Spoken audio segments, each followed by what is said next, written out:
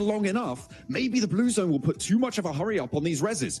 Zedwolf does get flushed away, but a 1v4, I just don't think so. Wild looks for more on the angle. King steps up for the challenge, and he's good for it. I thought he might have stepped a little bit too far there, but Regnum Kaya full. It is Thunder Talk to get another chicken dinner. Blank, they're not satisfied with one day. They want two at the top of the tables. I mean, it was a crazy run out from Wild, but you got to respect that Thunder Talk already had sightlines down that way. Knew the Wild probably would be rotating to get the clean lineup angle down the edge of that hillside. So really, really well done. I think Regnum Kai, you can be pretty pleased that game. Not quite getting the chicken dinner does feel slightly rough, but overall, I think that was way, way better than yesterday. Absolutely. I mean, a lot of elims for Regnum Kai on that match as well. Able to do a lot of damage to the lobby, picking up plenty of points. They'll be happy. But Thunder Talk, I mean, that is going to put them really, really close. I mean, they're pretty close to breaking the 100-point barrier already, Blank. I mean, with the they're done. that they found. Yeah, I think they are done at this point. It's very unlikely they don't make it into the top 7 going forward. But I also think at this point, it's likely that they'll be making up towards first place. They keep playing like this. Let's head back over to the desk.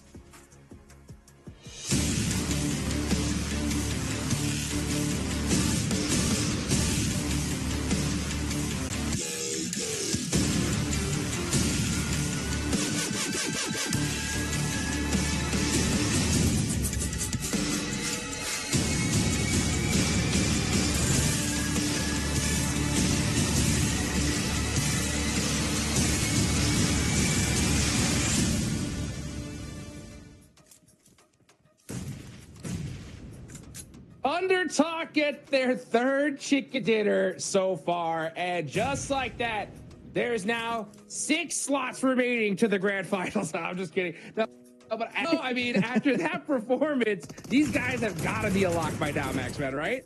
Yeah, I mean, look how much of a clinic they set up at the end here. Thunder Talk have to rename officially Thunderclap. Because, oh my goodness, they're slapping the lobby around in these games. And Nipchuri, you was in it before we just came on camera here. This is a back-to-back win now we just got from Thunder Talk. And actually, on top of that, they've now officially got a win on every single battle. Got a win yesterday on Erangel, a win on Miramar on the last game, and now a Rondo chicken dinner. These guys are putting on a clinic on every one of these battlegrounds. And look at the player stats. Sitting 4 limbs, 5 limbs for King. AJ's gets 3. Jing putting up 1 elimination, still 500 damage, putting in the work, putting in the hours in this lobby. Not an easy game to Nipchura because they were fighting tooth and nail in the swamp. APG, there was DRX, there was Kara on the east, and you survive. They thrive, they keep every player alive. Making the Weibo might not just be the best team out of. Absolutely. I mean, exactly what you were saying, right? We game, and you know who's going to win this game. You know who's next. Under talk conversation all, and they just in of every fight happening. It was such master. I mean, the nades onto AP, clearing them, getting that ridge to themselves, and then just being for the right time. The timing is impeccable with this team. I mean, just putting on a masterclass on that edge style play, right? I mean, they were playing the edge pretty much the whole way until the end there, right? Just taking out teams one by one, catch guard, and to do that all 4 up, especially in this max, it's just super impressive. It really is.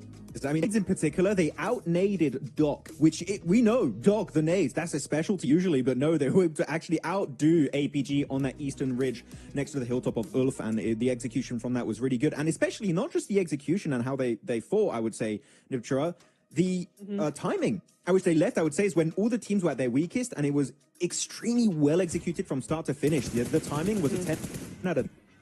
Yeah, it was fantastic. Oh, Revel. I want to say, hang on. Oh, I didn't see that. Whoa. Unfortunately. Yikes! That's a clippable moment for sure. That's going on all the platforms for sure. But yeah, I love as well the timing that we saw from Regnum, as well as, I mean, VP was a really nicely played in the last moments there, where they tried to come up kind of next to Regnum and take that hillside. But Regnum specifically, the timing was so much better than yesterday. I kind of wanted to see something a little bit better from them in terms of those timings, in terms of that, you know, a little bit more direct, a little bit more aggressive in just terms of, you know, how they do things and what time they do things and waiting for the right time. Yeah. And they were delayed a little too much yesterday. Today, they were not, and look what it got them, a really good second place. This is the Regnum Carrier I expected to see entering on day one. Unfortunately, they were a little bit complacent, maybe not quite able to play their own game, but here they were able to do it because I would say the best way to describe how Regnum Carrier played this game is not taking any unnecessary fights. Everything they took in this Rondo match made sense, and if they won it, they gained value out of it. That fight versus Orangutan on the western side, they clear Orangutan. Guess what? They've got a great scouting spot to check into the circle what the hell is going on. After that, they're sitting up north next to Ulf. They got that symbiotic relationship situation where they can hold down the fort together, and it just so perfectly for them. This is one of the best IGLs in the world. Silap pulling the strings in the back end, and clearly so far, it gets them in the late game. I'm thinking this is the redemption arc that finally begins, Hot Troops, for Regnum Carrier. I mean, it's about time, right? But they didn't just get to the late game. They got there with a whole bunch of eliminations right there, pulling out a dozen. We talked about how they pretty much needed to double their performance and then some at the top of the show, right, Neptura? And I mean, I don't think you could have asked for a better start, right? No, 100% not. Such good numbers coming out of them. And APG as well. I had them slated to win the whole thing. Y'all didn't. It was, you know, it was on the edge. It was off in the swamp. It wasn't looking particularly good, but, you know, it wasn't a win, but they came out with a much better performance. And is it not a win? It's not a win, but it's a top 4 and a solid top 4 that sets the tone for the rest of the day. Fingers crossed. Hey, we'll take those all day. You know what? I want to kind of go back to the start of the game, right? We did see that hot drop with Alpha 7 and never mind, right? Are you kidding me? I mean, talk about a run for the MVP of the tournament here, Max, right? I mean, I know why he's called sitting. He's just seeing everyone like right now. You're not playing this game. The guy is an absolute beast. And to be completely honest, when looking at players from PL that I was paying attention to, I was looking mainly for this team at, of course, you know, you got King and you got AJ. Those are the two that I'm like, okay, these guys, they can cook, they can step up, they can Yang Tashol. But here this time around, though, it clearly is sitting. And they are sitting pretty. 100 points. And right now, I did a little bit of calculation. Wow. Of course, it's not great math. 120 points, you're pretty much 100% sure to go in the top 7 in the grand finals. They're already just 20 points away. What are we doing? Wow. Yo, that's what is that? A 59-point difference from being Xavier here? That is absolutely, I mean, wild. I mean, I did not expect Thunder Talk to pop off this crazy, Neptura, but man, did they show up. It was good to see some other teams as well put some numbers on the board. I want to look and see a big mover and shaker. It's got to be Regnum Carrier, right? I mean, where were they at the start of the day? They're in 9th place here, Neptura? Yeah, they were 13th, I think it was. So they've really stepped up now to where they're only 5-6 points away from the top 7. So if they keep this consistency, it doesn't have to be, you know, crazy top 3s all the time. But if they keep making the extremely calculated plays that we saw in the run this game, the rest of the games are going to be so easy for them because we know what they can do. We saw glimpses of it yesterday. We've seen more of a sneak peek of it today. We just need little bit more consistency. Just bring it more and more and more because that calculation of this team is what's going to put them on the map. Oh, looking at the player stats here, Amori destroying my initial prediction of this game of E-Arena. E-Arena sitting it 1-1, and clearly that was abused by Amori. He was able to capitalize on that mistake and able to get himself multiple 1v1 clutches for himself. So very, very well executed on his end. And looking, of course, at AJ here in terms of utility, chucking a lot of it all over the place, allowing to make those transitions happen for his team. But of course, Jing, the man himself, able to also do something similar team throwables used. So yeah, I mean, the utility used by Thunder Talk is the main reason why they were able to survive this entire game, right? The smokes, the grenades in particular, to zone out, for example, APG on the cliffside was just paramount for them to make that movement happen in the first place. Yeah, it's what I love, using their nades as well towards Ulf as well, right? Because what I love is when a team understands that a nade doesn't have to do damage to be effective. It's just there to displace or to keep away. So if you're trying to zone out a team and keep them in their circle, just chuck nades at them. They won't be able to move. You're not doing any damage, but you're keeping that control. And that's what ThunderTalk seem to really understand, is that those nades, they don't have to do any damage to be effective. I wonder, does that include emergency cover flares? I feel like it, because I do want to see emergency cover flares of ThunderTalk. Huge. Not the best, though. Not huge, actually. I would say they were not great. They were throwing them in positions where they really leverage much out of the item itself. I want to see them try and use it as a leapfrogging tool instead of a more defensive tool. It makes sense earlier on in the game, in the mid-game stage, but when they were pushing on Ulf, I think if they throw them forward, that transition would have been even smoother. Of course, they still won it and kept everyone alive. They could have won better, though. If I had to criticize one thing, it would be just that, but otherwise the rest was just absolutely perfect from start to finish. Yeah, I mean, there's always those tiny little tweaks that you could make, right? And one of the tweaks that I'm really starting to get a little bit concerned about, right? I mean, right off the rip here is because when you have a team like, this is what we were talking about at the start of the show, Max, right? We knew that a lot of these big names were going to perform today, right? Regnum Karia said, we're doing it right off the rip, okay? For a team like OG, right, which was playing very calculated, consistently putting up points on the board, right? I think we're gonna need to see at least a couple of big games from them if we want to see them in the top 7. Do you think that that's right, or what do you think OG needs to do here? I would agree. Orangutan, you know what I want to see from Orangutan? I want to see a bloody chicken dinner, okay? Yes, it's about right? time. They keep surviving into the late game. I think yesterday they had a bit of an issue where in the first 2 games, it was just a solo. It was AKOP and it was, who was it after that? It was Aru on the Orangu game, surviving as a solo. If we see more of that, but they survive as a trio, as a full squad, there's definitely a win potential there for me to see coming out from Orangutan. So, Niptura, do we think we're going to see an OG win? I hope so, and I think they will absolutely get the win if... not hope so. It's a yes or no. Sorry. What's happening? It's yes. Oh. Okay, thank you. Yes. Yes. Yeah, because, and I'll tell you why. Because the main difference between how they normally play and what they're doing now is they're spreading out on the edge. That's typical for OG, right? They're using their terrain, they're spreading out a little bit, they're trying to get control, but they're not backing it up. They're taking the position, and then the moment somebody comes towards them, they're kind of like, we'll try and defend, but they're not going forward and going, actually, this is our spot. You know, where is the confidence that we saw in the interview of, well, if APG want to drop our location, then they're free to do that. We want to see that same energy coming into the end game when they go, this is our position, we're going to set it up like this, and also we're going to back it up with some shots. It doesn't have to be elims, but I want to see more presence from them in the end game because the setup is good, but they're just falling down on converting anything into a, oi, stay away. Yeah, I do feel bad for OG, though, because that play of Regnum Karia was just beautifully executed. So it's really hard to fight back in that kind of situation. But actually, just to go on another team I want to see some improvements from, I'm going to go on DRX, and I'm going to blame Marzi in particular, okay? If you're listening to this, I know he's doing a watch party. Why did you pick DRX, okay? He is the true boss master in India. And DRX, genuinely, one of my favorite teams. For me, there was no doubt in my mind DRX were going to have a banging performance in the Gauntlet and instantly make it to the finals. But no, they started off the day in 11th position, and I believe now they're in 15th after this first rondo. Yeah. DRX, we're almost at the halfway point, Hot Jukes. We need to see more from DRX. They've done nothing so far.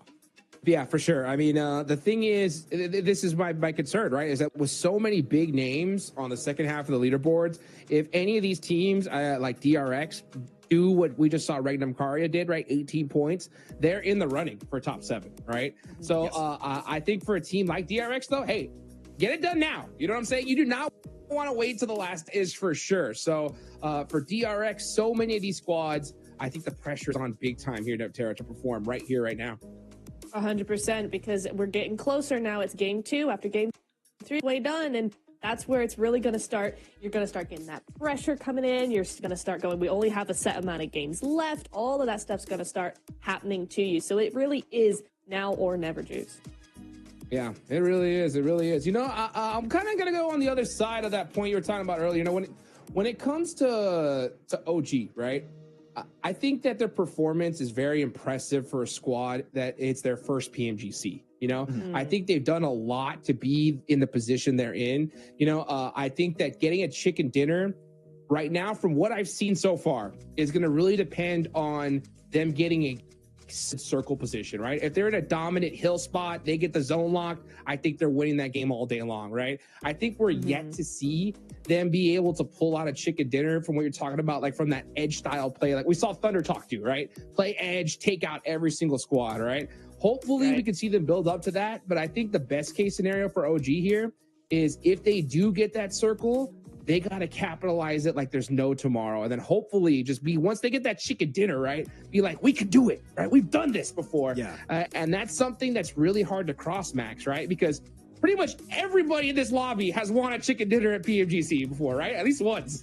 They're all very experienced for sure. But Orangutan dropping in shelter, actually, you got some pretty decent rotational paths. And by the way, we're looking at them right now. These jackets from OG, like, come, I want one. Can we get? I get one of those, please? I want one of the jackets, but no, really, Orangutan, the way they're playing, it's, I'm having a Ratatouille moment when it's taking me back to, you know, the World League years and years ago, you know, when Orange Rock were there, TSM Entity were there, you know, popping off on the global stage. We're getting back. We're getting a taste of that once again at PMGC. So we'll see if they can perform once again, though.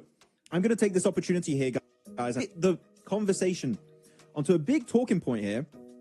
GS Team APG. It kept happening. No? Yeah. Going into Novo military, into Novka military base. Jafar in particular had a massive clutch at the end to wrap up versus APG. Are we going to see that continue if we have a Southern Plane, or are we going to see APG maybe change things up if they are going to be clashing versus GS? What are we thinking? Man, I hope so. I actually, no, I hope we don't, right? And the reason why is because, you know, we saw GS hot drop right off the rip, game number 1 of Aaron Gale, right, Neptura? And then in 2 games, they didn't hot drop. And I think that was mostly to the fact that that plane path was heading more towards Severny for them, their secondary drop location. Do you think, Neptura, that because, I mean, it worked for them, right? I think GS did a lot better when they didn't have to do that hot drop, right? I think maybe their coach or Neptura, you're the coach of GS, okay, right now. Put it on the coach hat, right? If you were their coach, what would you tell them going into Aaron Gale here for I wouldn't hot drop. I'd be like, look at the results we got as staying full squad through most of the match, getting much farther into the match as a full squad versus when we hot drop. And yeah, we get some earlier limbs, but now we've got a really long rotation to make. So through the blue, all of this sort of stuff, everybody's already set up. That would not be my play. I'd be just like, no, you guys, we gotta switch things up, go somewhere else. Yeah. Max, you're the coach of APG. What would you do? Hot drop, because I think, on a very, you know, serious note, it would be extremely funny. That's my analysis, because for the memes, go for the hot drop. But no, generally, I would like to see it not happen on a serious note, because it just doesn't help the team. So hopefully they can fix it, Hot Jukes. It's in particular APG, because they can't afford another bad day here. They need to step up. They need to make military base their own. Let's make it happen as we take it on over to John Allen and Blank for match number 2.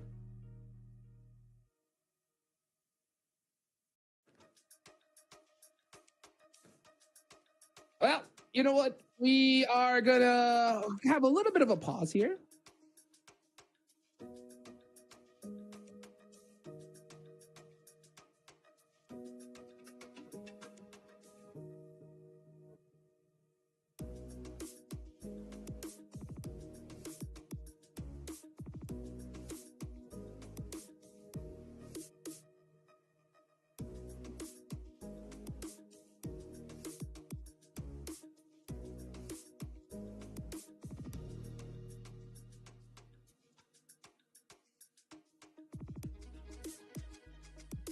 Well, guys, it looks like we're going to wait a little bit longer here to get into the next game. So, you know what? That gives us a little bit more time, Max and Neptura, right, to get into this. I know John Allen and Blake are super excited to get this, and we will get to that next game, right? But I want to talk a little bit more about possibly some of the other hot drops we're going to deal with, Max, right? So what do you think is going to happen here in Aaron Gale? I mean, really, except for the APG GS team, I think hot drops were pretty clean. Nothing really happened. So I think we're chilling on that front. I think we're okay. I'm actually going to be paying attention to Virtus Pro and A7. We know they have some drops in common. They have Northern George Pole, they have Lipovka, and also VP tend to drop into Milto, which could be a clash between themselves and DRX, depending on how the drops go and how the playing goes in particular. So I'm looking at them. But Alpha 7, Niptura, I'm looking back at yesterday's Erangel games. Their rotations were so pristine, were so quick, They would get in the circle before anyone else and in really good POIs typically. So are we going to see that same Alpha 7 in these Erangel games? Because if yes, I think they're really going to solidify a high rank in the top 7. I mean, I would love to see that for them. It's something that they're desperately needing, and I think they're going about it the right way. You're right. The timing has been pretty impeccable. They've been doing everything they need to do. They've been taking advantage of the teams they need to take advantage of. They're reading the lobby really, really well so far. That doesn't always translate into points, but what I always love seeing is a team that you can see what they're trying to do. You can see what they've got strategy. They're not just doing it randomly, and they've got ideas. And so for a team like Alpha 7, who are obviously a very good team, but have just been struggling lately, it's nice to see that we're actually seeing a team that is like, no, we're on the ball with these rotations. We're on the ball with this timing. Yeah. It's very hopeful. What I'm really hopeful about is not just the rotational potential of this team, right? I mean, especially for you, Hodrix, covering Americas, but it's so cool seeing the rise of Guizhou and Obscure on this storied roster, on this storied org of Alpha 7. And last game on Rondo in particular, oh my goodness, they put up such a great showing versus RA. And even I think there was a potential third party happening from APG and Virtus Pro in the wings, and they were fully ready for that. So this is Alpha 7 2.0, and I'm here for it. This storyline we're seeing built up in front of our very eyes here in the Gauntlet stage is beautiful. And this is Brazil stepping up with a new generation of top-tier players that are here to claim a trophy on the global stage. I mean, you heard Rebel say it himself in the interview with Seven, right? He was just like, you know what? I think they already surpassed me. And it's crazy to see just how well these other players are doing, right? Just kind of looking at some of the player stats, right? Obscure, yesterday, he got 10 eliminations, 12 knocks. The player below him, Guizhou, with 5 eliminations and 4 knocks, right? Carrillo had 4. Rebel had 3 eliminations, right? So Obscure more than doubled that of his the second teammate, and that's Guizhou, right, Max? So, wow. I mean, Alpha 7, we know what these guys are capable of. We saw it in Aragale, right? They love that rotating to the hard shift side, kind of what we just saw Regnum Karia do in this last match, right? They did that, ended up doing that twice, got a good game under their belts. So when it comes to Alpha 7, I just think it's about just waking up on that consistency. I want to see that a little bit more aggressive Alpha 7 here, Neptura, because I see them just kind of playing a little bit more calculated rather than that hyper aggressive Alpha 7 they're kind of known for. Exactly. And you know what? I want to extend that point to the rest of the lobby, actually, because if we look at each team individually, a lot of them, there's very few teams in this lobby that actually play compactly, that actually play very much together, you know, kind of off to their own. Many of these teams spread out and take control from the other teams. And I want to say that so far in the Gauntlet stage, we've not really seen that. None of them have been playing how I expected them to play. We're not seeing the A7 spread out into the end game, you know, 4 or 3 players and just, you know, eating up as much of that zone as possible and controlling it, taking it away from other teams. Kara are not doing it. OG are not doing it. Regnum, we only saw them kind of do it in this game. So I want to say some of that is due to everybody's kind of tiptoeing around each other just a little bit. They're still trying to get a feel for how the lobby is going to be played. But the other half is these zones. I don't feel like any of these zones have been particularly favorable to most of these teams, because even if a zone does go towards a certain team, normally it's one compound in the middle of the field and it's kind of very play. So I would see maybe either, you know, kind of take these bad zones and run with it as much as possible, or just relax just play how you normally play, because that is historically how you get a win. Yeah. I mean, hey, you know what? Take me back to Raheem. He had a Pachinki circle finish. You know what? Dude, give me some of that yes. spiciness. You know, that would be really fun if that happened. You're going to need Xavier to perform potentially. But yeah, circles have been a little bit very open-ended, I would say. They're not ending on any big POI. We didn't see that really happening yesterday, especially the one next to ended in nothingness. And you could see the ring. I think you had Alpha 7 just like, there's literally no terrain to work with. How do we work with this kind of terrain at the end of the game?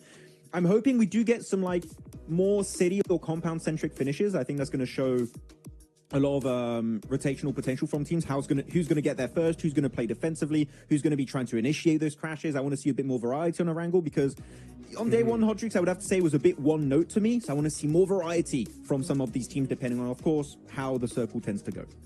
Yeah, I think we're going to definitely see that here in day 2. I think we did already in Rondo, right? We saw some of the squads that did underperformed yesterday go nuts. So I'm expecting just absolute craziness here in Erangel because every team knows kind of how the end of these tournaments go, right? There's going to be quite a few squads that are going to be so far down the leaderboards that they don't have any chance of making it to the top 7 here max, right? So when that happens, typically the last few matches are not typical of what the whole tournament was like, right? The teams that know that they're not going to make it are playing super loose. Maybe they go crazy, start pushing everybody, or they're just like, hey, you know what? See you guys in the group stage. We'll make something happen from there, right? So I think considering that, Max, teams more than ever just realize how important it is to put points up here and now rather than waiting to the end of the game, right? Yeah, no, exactly. It's going to be changed up quite significantly into this. But I want to go a little bit deeper on what you said about the later stages of the Gauntlet change significantly, Hodgix, because I think it brings up a very interesting scenario where, because you need to be in top 7, right? It's very forgiving if you're in, let's say, top 3 in last 2-3 games of tomorrow. Like if you're looking at Thunder Talk, Mad Balls, R8, maybe Orangutan. Are we going to see a situation, because you would be so comfortable, that you can kind of ruin the opportunity for teams down below? Yes, I am talking about potential hot drops, just as a theory. Here, Nitro, just to have a conversation. Orangutan, if they're very comfortable in top 7 heading into tomorrow's last few games, and Alpha Gaming are still struggling, do you get rid of them to clear up that position for the grand finals? Technically, that wouldn't be a bad shout. I don't think so. I don't think so, right? I mean, that's the thing. She's so silent. She fully agrees with my point. Thank you. Yeah, it's a hard one for me because I don't normally love that tactic. For a couple of different reasons. I don't feel like it really does all that much, because if a team is, yes, if it's like, you know, a few points away, whatever, but I don't always love it. But then we're always talking about teams that are further below trying to ruin, you know, some potential chances for teams a few places ahead of them, where here I think in this instance you're talking the other way around, right? It could work. It could, you know, just try and solidify their dominance in certain situations, right? It's like, you know, we're going to hot drop you in Chumaseta again because you're not doing well, and we want to make sure that going into the finals you're not going to drop here again. That could be something that might be worth the effort, because otherwise I just don't really see the point. Yeah, I'm mainly talking for the fact of clearing up a drop location for the finals. I think there's definitely a long-term incentive to do it. For example, you can also, I brought up OG and APG because it's the funny meme one to bring up right now, right? But otherwise, GS team. I think a lot of teams want to try and get rid of them, such as maybe APG if they're able to climb up the rankings a bit. Alpha 7, Wolves want to try and get rid of them. Maybe even GK because of their Rondo drop location. Again, that's dependent on what the leaderboards look like entering into tomorrow's 6 matches. So yeah, definitely, you got to keep in mind that if you're not comfortable going into day 3, you could be in a little bit of trouble, because if you are sharing a drop location, chances are that team does not want to share it going into the finals, where again, you're fighting for the lion's share of $3 million prize pool. So I would backstab some people for that. Hell yeah. Maybe not you guys. That's a lot of money. You guys. You're safe. Yeah. You know, a lot of money on the line here. And you know what's typical? You know, I honestly, this is one of my biggest pet peeves about competitive PUBG Mobile, right? Is we don't normally see squads like do these crazy drops towards the end, right? Which is what I would do, because I'm like, hey, why not, right? We got such a huge lead.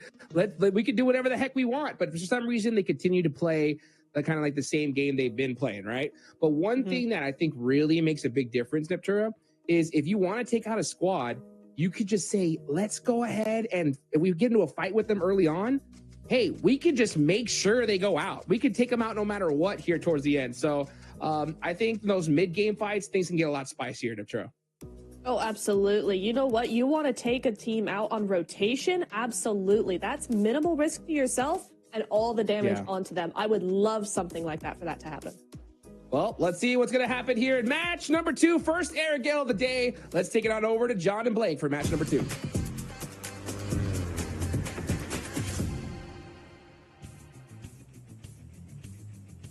And you know what that plane means. We are heading into match 8 of our 18-match set here. And day 2 will continue to unfold. We put the recall beacons to rest. Don't worry, if you're not a fan, you're not going to be seeing them here on Erangel. We are going to be back to basics here. So APG, you can't be losing all your players right at the start of the match. That's a free bit of advice.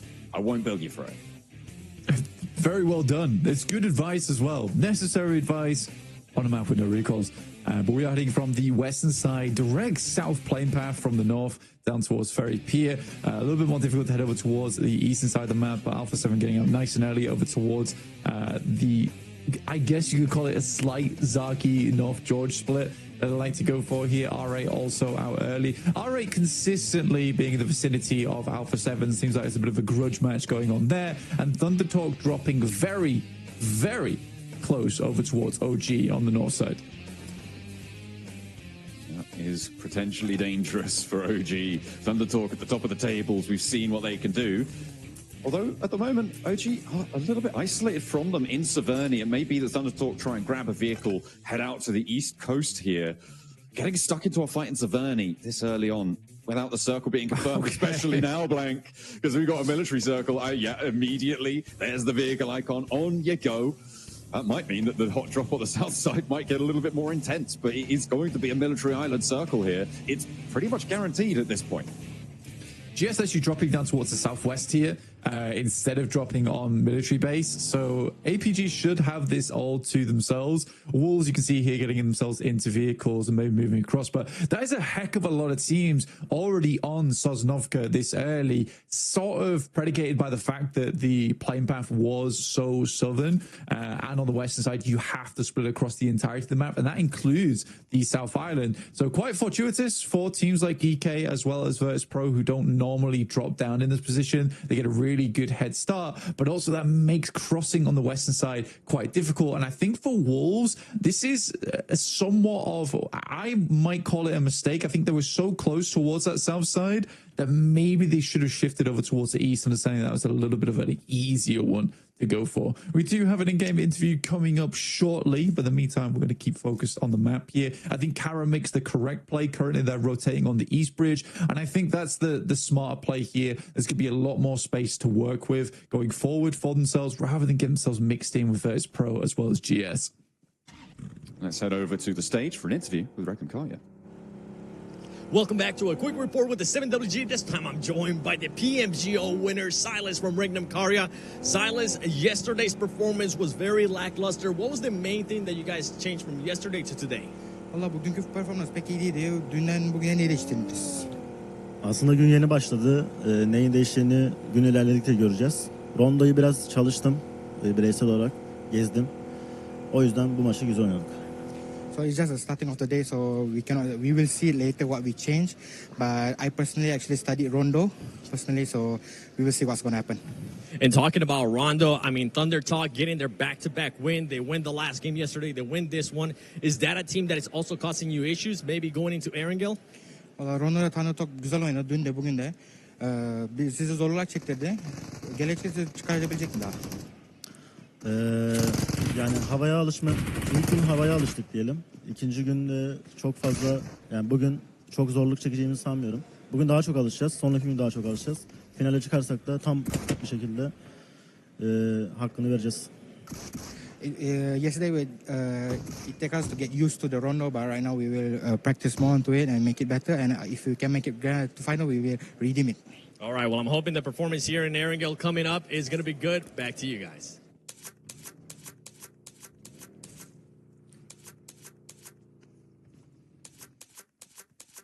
Well, there you go.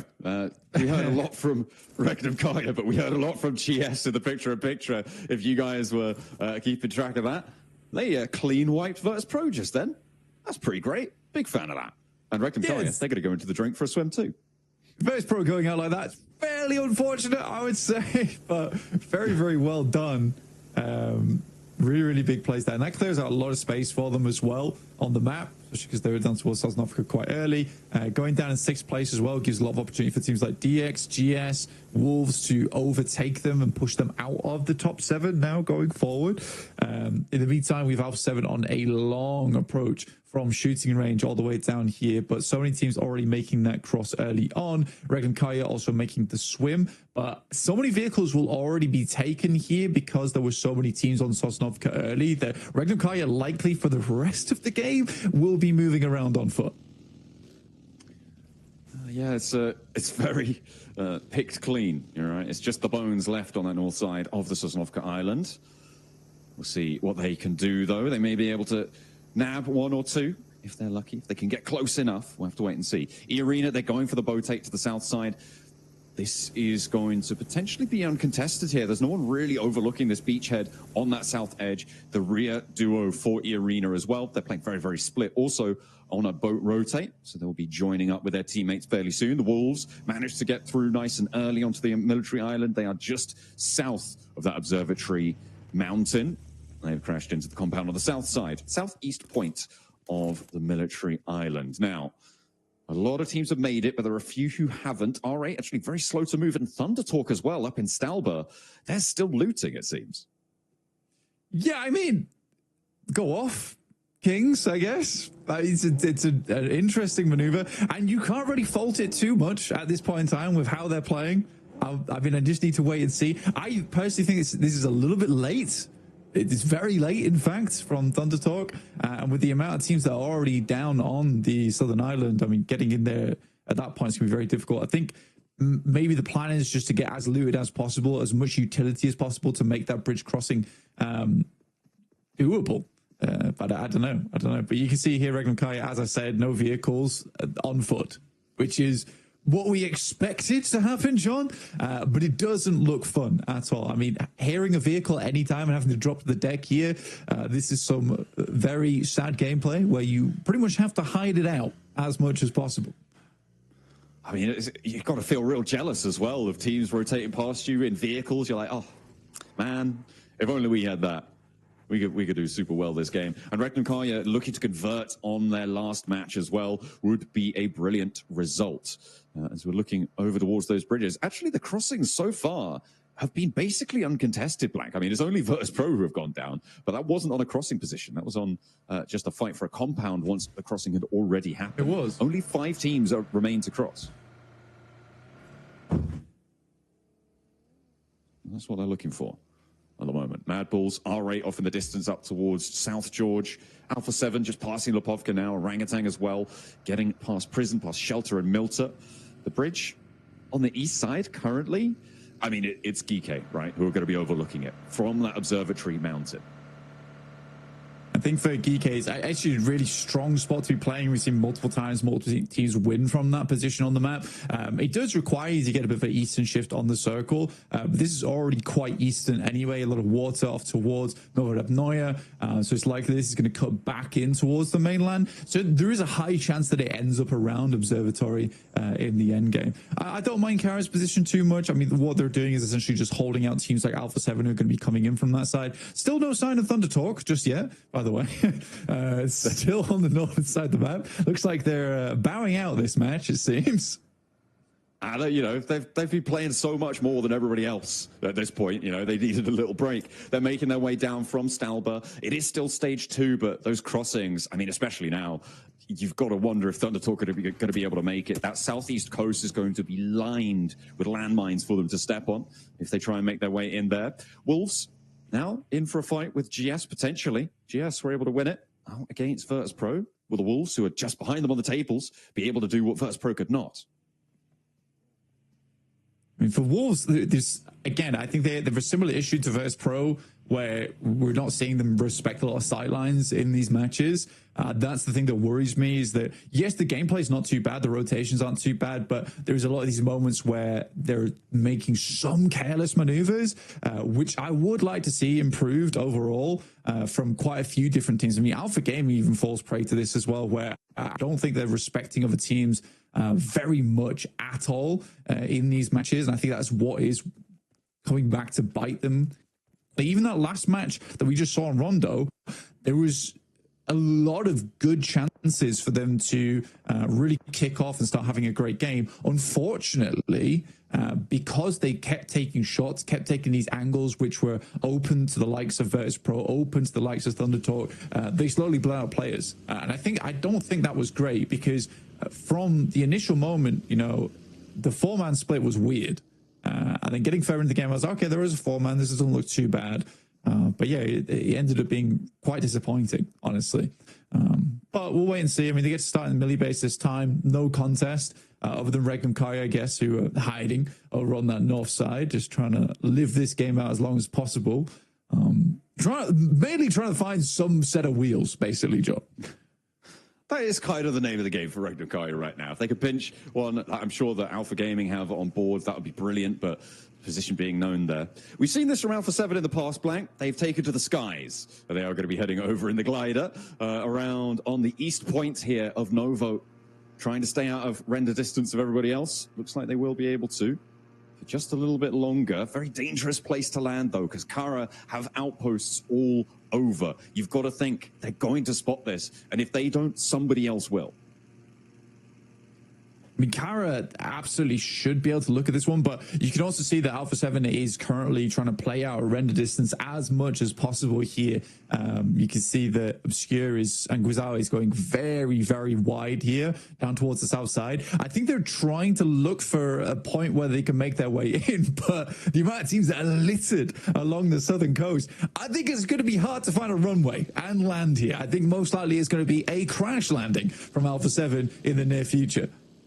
I mean, you just don't expect the north side of Novo to be open, right? Like, it should be landing there if you have a map feed up like we do, but that's really difficult to call. The swim as well for Revo and Carrillo, that might draw the attention of Kara. It could prompt a little relocation, but Alpha 7, I mean, I'm seeing them approach from the south side in that glider. Wolves are going to take shots. GS are going to take shots. This is going to get nasty. Yeah, it's always an interesting thing watching like high-level gameplay at an international scale, because everyone has the same idea. I mean, they were able to get up. Igor's only have the pump shotgun, gets a little bit of damage done, but there isn't any backup right now, which is not ideal. Luckily able to find one with the angle off and side from Coops, and that's Revo going down. Now just Obscure remaining as they all crash into this one. There should be a quick cleanup for them. But yeah, I think that it's interesting looking at an international level. Everyone has the exact same idea, is that the south side is where most teams are going to make their cheeky rotate through. So everyone litters down there because they're all assuming that each other are going to make that same maneuver. The only team that actually falls prey to it is Alpha 7, but alas, they were coming in from a long, long way away. Again, no sign of Thunder Talk just yet. They're still traveling like Frodo Baggins right now on their way to Sosnovka. There and back again. Goodness me.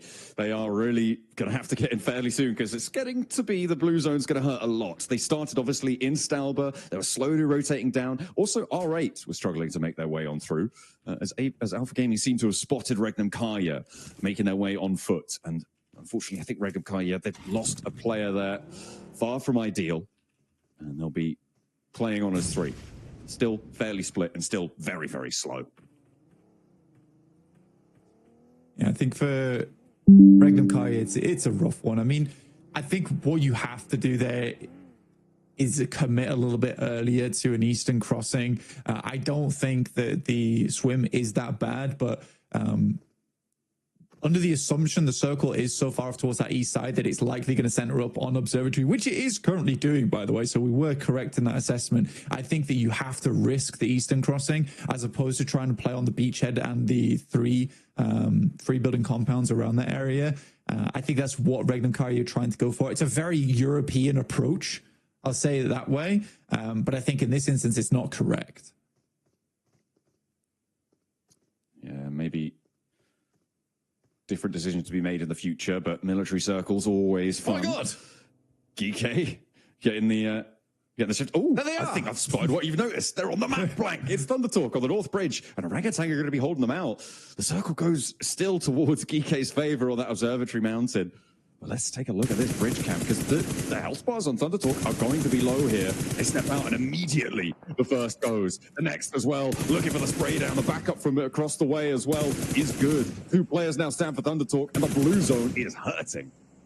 I think the craziest thing about this is that OG expects the team to be rotating at stage 4 into the circle on the eastern side. I mean, it's a great pickup. It really, really is. But fantastically done. I mean, Aru's on the ball here, waiting for Thunder Talk to approach, and that is the top squad going down to 1 player from OG. Very, very well played. And now they can figure out how they want to move down, because you'd assume at this point for OG that there isn't going to be another team tailing Thunder Talk. If they were, it's likely Thunder Talk would have had to have fought a little bit earlier out on the coastal side, in which case OG would have heard it. So this is great in terms for OG for clearing that northern edge and understanding that now they can push south without worrying about their 180. So very smart.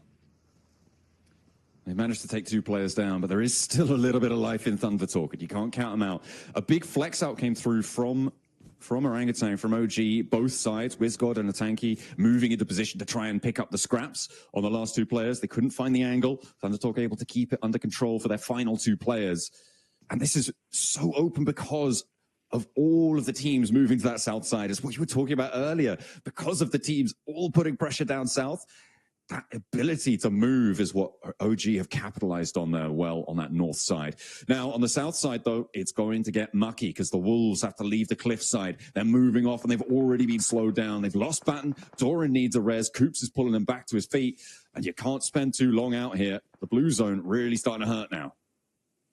Yeah, basically instantly have to get that bandage off. And I think for Wolves, it's pretty much over. I think Kara set up a really, really nice lineup here across the hillside. I think that Wolves is pretty much gone. Egos is likely to go down as well. At this point, Kaido, it's one of the situations where do you just deny the point? Lewis picks up Doran. And now Thunder Talk with their 2 players look to put a little bit more hurt over towards OG, but I don't think that's happening. Ooh, spray down, King spotted. And Atanki able to clock the shot. AJ last to stand, and OG have only got 1 more domino to fall to take down the top dogs. Spray around the corner, not quite fully connecting, but it's going to do enough, and it will be closed down. The roll down on the crates as well. OG want the spoils of victory. Pulling that into the back pocket. They'll clean out the north side. Yeah, that's clean. Very, very clean. So now OG has a huge amount of control over the north. Doc moves up, does get shut down by Mad Bulls, but R8 is still having presence within this engagement. Reefus seems to be the last player alive here for APG. The DPS should do the trick as Lemon weaves in and out of the blue there. And now R8 look to weave a very different picture for Mad Bulls, one of dread and ruin as they move over the hillside. Trying to push in on the western edge. The route out of that military base is treacherous. R8, they're going to fold back, look to res Marth. Mad Bulls disengaged. They're sending across, heading towards DRX and the remnants of DX Savior as well, closer towards the middle. We're not going towards the mountaintop this time around, Blank, though. It is going to go down south towards GS and towards this ridgeline that we're seeing being fought over fraughtly by Kara, who are keeping their nerves together here. 7 elims already. It's definitely not easy for Kara, the movements they've had to make, the decisions they've had to go through, but they've done well. I mean, Ulf is definitely their biggest target in the future over on that eastern side, but even they are sort of held out by the angles from Geeke. Now, the circle does move away from Geeke on that observatory, so they need to find as much information as possible, decide where they're going to end up in the future, because they have to move now, and it's always difficult getting off from the top of observatory. Mad Bulls somehow stay alive with their 2 players, get to the south side of this compound that currently DRX are holding, and I think for DRX, a lot of fans are hoping they do well in this game, because it has been a pretty abysmal start from yesterday for DRX. A lot of games where they're just not able to get through that mid game whatsoever, and I think that has been the most worrying thing from watching them, is that mid game. It's just a lack of life from that squad. Getting through that mid-game, always treacherous, and it's where you earn the majority of your points on the tables, right? It's getting past those mid-game situations that starts to earn you those incremental 4-5 extra points that you need per match to really sit up and amongst the top dogs. DX Savior trying to hold a sliver of a ridgeline. You can see there's players above them as well from Ulf. That is a really tough spot, but I think DX Savior are going to be safe for quite a while. Geeke actually more likely to pull the trigger on a fight here. I mean, Geeke needs to find something. I mean, down towards Ulf is likely their best bet, right? They can still play high ground angle and then try and sweep down towards that south side. OG has met little resistance, and DRX actually moves off from that northern position on the compound as OG appears. So this is a very, very sneaky moment from OG to be able to get into the circle and then find themselves a strong position off the back of that as well. The question is whether R8's been watching this rotate and if they'll be able to find some shots over towards them. But again, so far it has been some fairly well calculated decisions from OG. I wonder if Ragnarok thinks he's cleared that angle there against Sakura. Did have a good old look there, spotted the horse, but didn't see a leg, didn't see an ankle or anything peeking out. Geeke, they got to take shots over towards Ulf and back them off the angle. Actually, Ulf putting more pressure in towards the middle. Nice stuff, nice find, but that could all come a cropper if GS take shots out their way, if Ragnarok has his say as well. I'm very impressed that it's actually not R8 that takes shots over towards OG. It's OG taking shots to R8, actually finding a Mori here. And they don't have a lot of time to pick him up because the circle is in closing. Now R8's put in a very, very difficult position where OG knows at least 2 players are on that northwest side. Rotate out. Wiscott, oh, I thought he was sending it there. I think he was breaking out. 2 of them trying to flex through. R8 looking for that regroup, and they find it. They manage to pull themselves back up, grab in the vehicle, not go for the res out wide. Instead, use that little defilade that they've now been able to claim. Prestige backing out as well. Back up to that high ground. Wants the long range oversight, but will have to move back in with this circle shift. Ulf as well, putting pressure in. A potential scout towards GS. Ketch will get that info back to his team. And for Regnum Kari, you've been able to get quite far into this match. I mean, only have 1 player left remaining, and that's Wild, but Wild is typically the lone survivor for the squad. OG really taking good use of this hovercraft. No one's really looked at them, so they're having this hovercraft far into the late game is really quite a big deal. Nade's starting to pour out over the top now. A little bit of damage surely should be done, but the nades just bounce a little bit too far. Nade swings back down to the top side, dribbles down just a little bit. Another one goes through, more damage on towards OG now. 1 player fairly low in Aru. And R8 can maybe leverage this, but a good off angle right now from OG is keeping them at bay. Oh, another nade, another knock. There's no punishment really being seen. A return. Finally, Marth goes down. There was a third party as well, I think, from Geeke on the high ground to take a shot over towards one of the players from OG who has now been flushed away. Trying to flex out. This is where the off angle from Prestige really needs to come in clutch, stopping this fight. The smoke's over the ridgeline. They want to keep this momentum going, but R8 back off the angle. The nade's not quite connecting where they need to. Marth potentially? No, it goes too long. The cook not quite right there, but that one's good. A tanky sends it back his way. And Aru again, so low, but not going down just yet. That is a cracking grenade from Amori over the top towards Wisgod, who's trying to get that off angle towards them. They've laid the smokes down, trying to keep R8 back at this point in time, give them the heavy hand. But right now, it's just not working out. Wisgod likely to go down. Finally, Prestige enters the fray. Moves in from that off angle. That might actually give OG an opportunity here, but another flush comes through, and R8 now into a 2 versus 4 in their favor. A tanky needs something big, but he only gets 1. There is no answer from the backline, unfortunately. Aru out in the open, caught with his trousers down there, and R8 are going to send them away. 5 elims though on the game blank. That's a pretty good result. Yeah, it's not bad. Gets them back up towards 4th place now, and there really isn't anyone chasing them too hard on the tables. Alpha 7 went down as a VP as well as Wolves earlier on, but there is now teams like trying to make up points. So with this massive point vacuum at the top from Thundertalk, you're going to start to see these things get very messy towards that top 7 towards the end of today. Ida finding Solus as well, so R8 not done quite yet. They want a little bit more. Up on the 70-point tallies, we're talking a lot about Thundertalk's security in towards those finals, but over those 70-point margins, that's also looking pretty safe, blank, all things considered. They've done a lot of work, and they've put in the effort.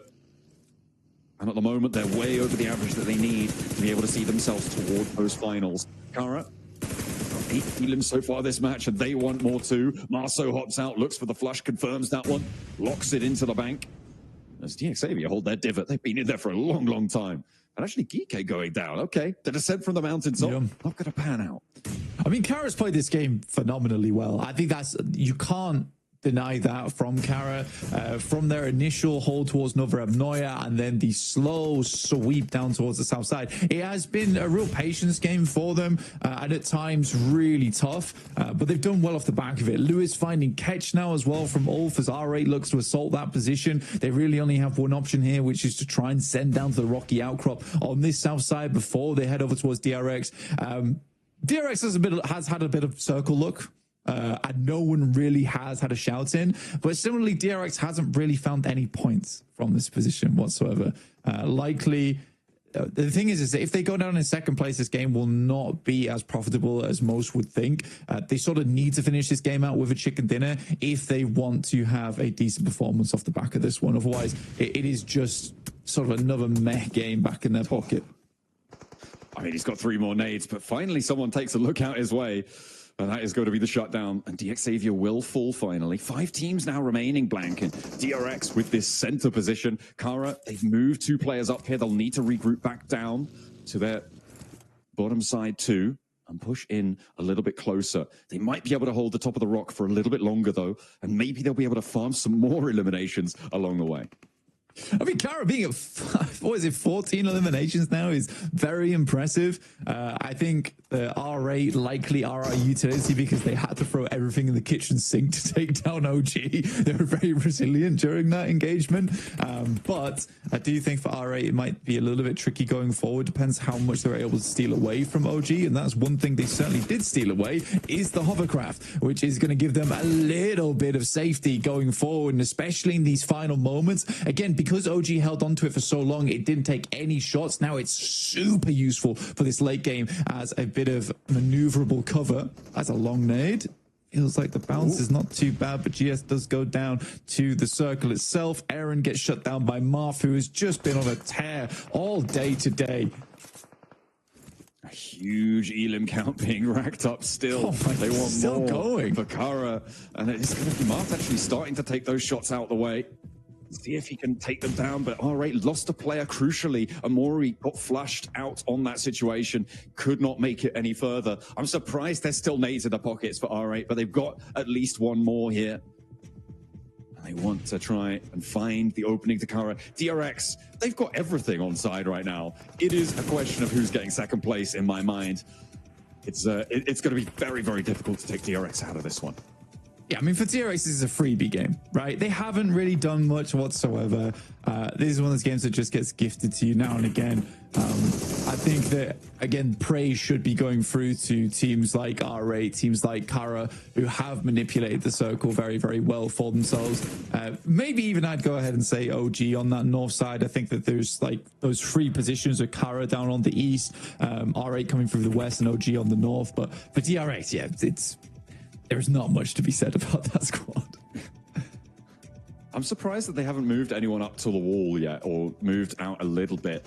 They're kind of allowing ground here a little bit. Maybe timid, cowards. No, definitely not. That's a bit too much. But I mean, it should be theirs under control. They know that these 2 teams outside can't really move up unscathed, but Kara are going to give it a go.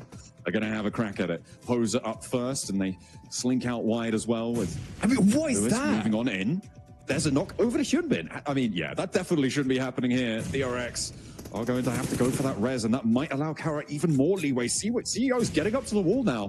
Things are starting to get a little bit dicey as R8 have the pressure of the blue zone pushing up towards them. This is the final zone, Blank, and it will close dead center on this one. It does go inside the wall, which means that Kara will have to cross that boundary if they want to win this one out.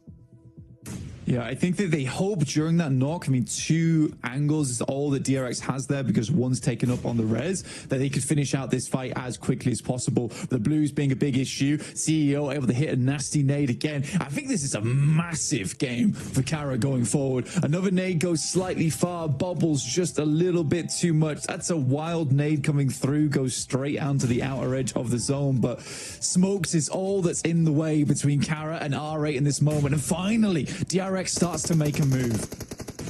Kaisei flexes out to the wall there. The angle spotted though, and a nade immediately put towards his feet, but he has to dance out the way. DRX starting to get low on nades. They've only got 7 left. R8 are up to the wall as well. They've allowed the entrance to move on in. R8 will go down, but it's Kara to do the dirty, and they will find 2 more eliminations on their tally. A big nade from CEO. Will there be an answer from DRX? They're allowing this to go through, and the smokes there covering so much of their sightline. I mean, the big difference right now is Kara is incredibly hot coming into this engagement, whereas DRX feeling very cold off this game. They've not done too much. It's the 4v3 and the 19 elims on this game for Kara. The Crows are flying strong here, but they take initial knock. They're trying to get the damage done. Hyunbin alive for the time being. The bullet scraping his backpack. Not quite able to finish the job, though. They swap over to the next vehicle, and at least Poser as a solo. DRX finally able to keep themselves standing. Hyunbin gets the res. One knock is all they'll find, and Kara denied the 20-point Ilium game. They will go down in second place. DRX able to hold their nerve right at the end. Every single buckle blown off the back of that backpack in those final moments for Hyunbin. But the fact that he stays alive actually is the thing that gives him the chance, because so much time was wasted there for Kara versus Hyunbin. I think if they get that knock, there's a potential for a 3v4. I think Kara is really feeling that game, but still 19 points. That's a 25-point game coming through from Kara. Incredible scenes here at the Gauntlet. A massive jump up for Kara. That has got to feel real good to be able to leapfrog all the way up the tables as they have just done. We've been waiting for it. We've seen some stuff from them previously in their regional positions, but up until now, sort of a little bit lacking. They did have a third place towards the end of yesterday, but it is good to see them finding a little bit more power into these situations. Absolutely. And I think for Kara, again, they played it well. They have strong players on side. They're not the most well-known players in the world from their particular region, but they have all played for multiple years and are all veterans of the game, which is very good to see. But again, I think for DRX, it is just a little bit lackluster win. In the meantime, we'll see what the desk had to say about that match.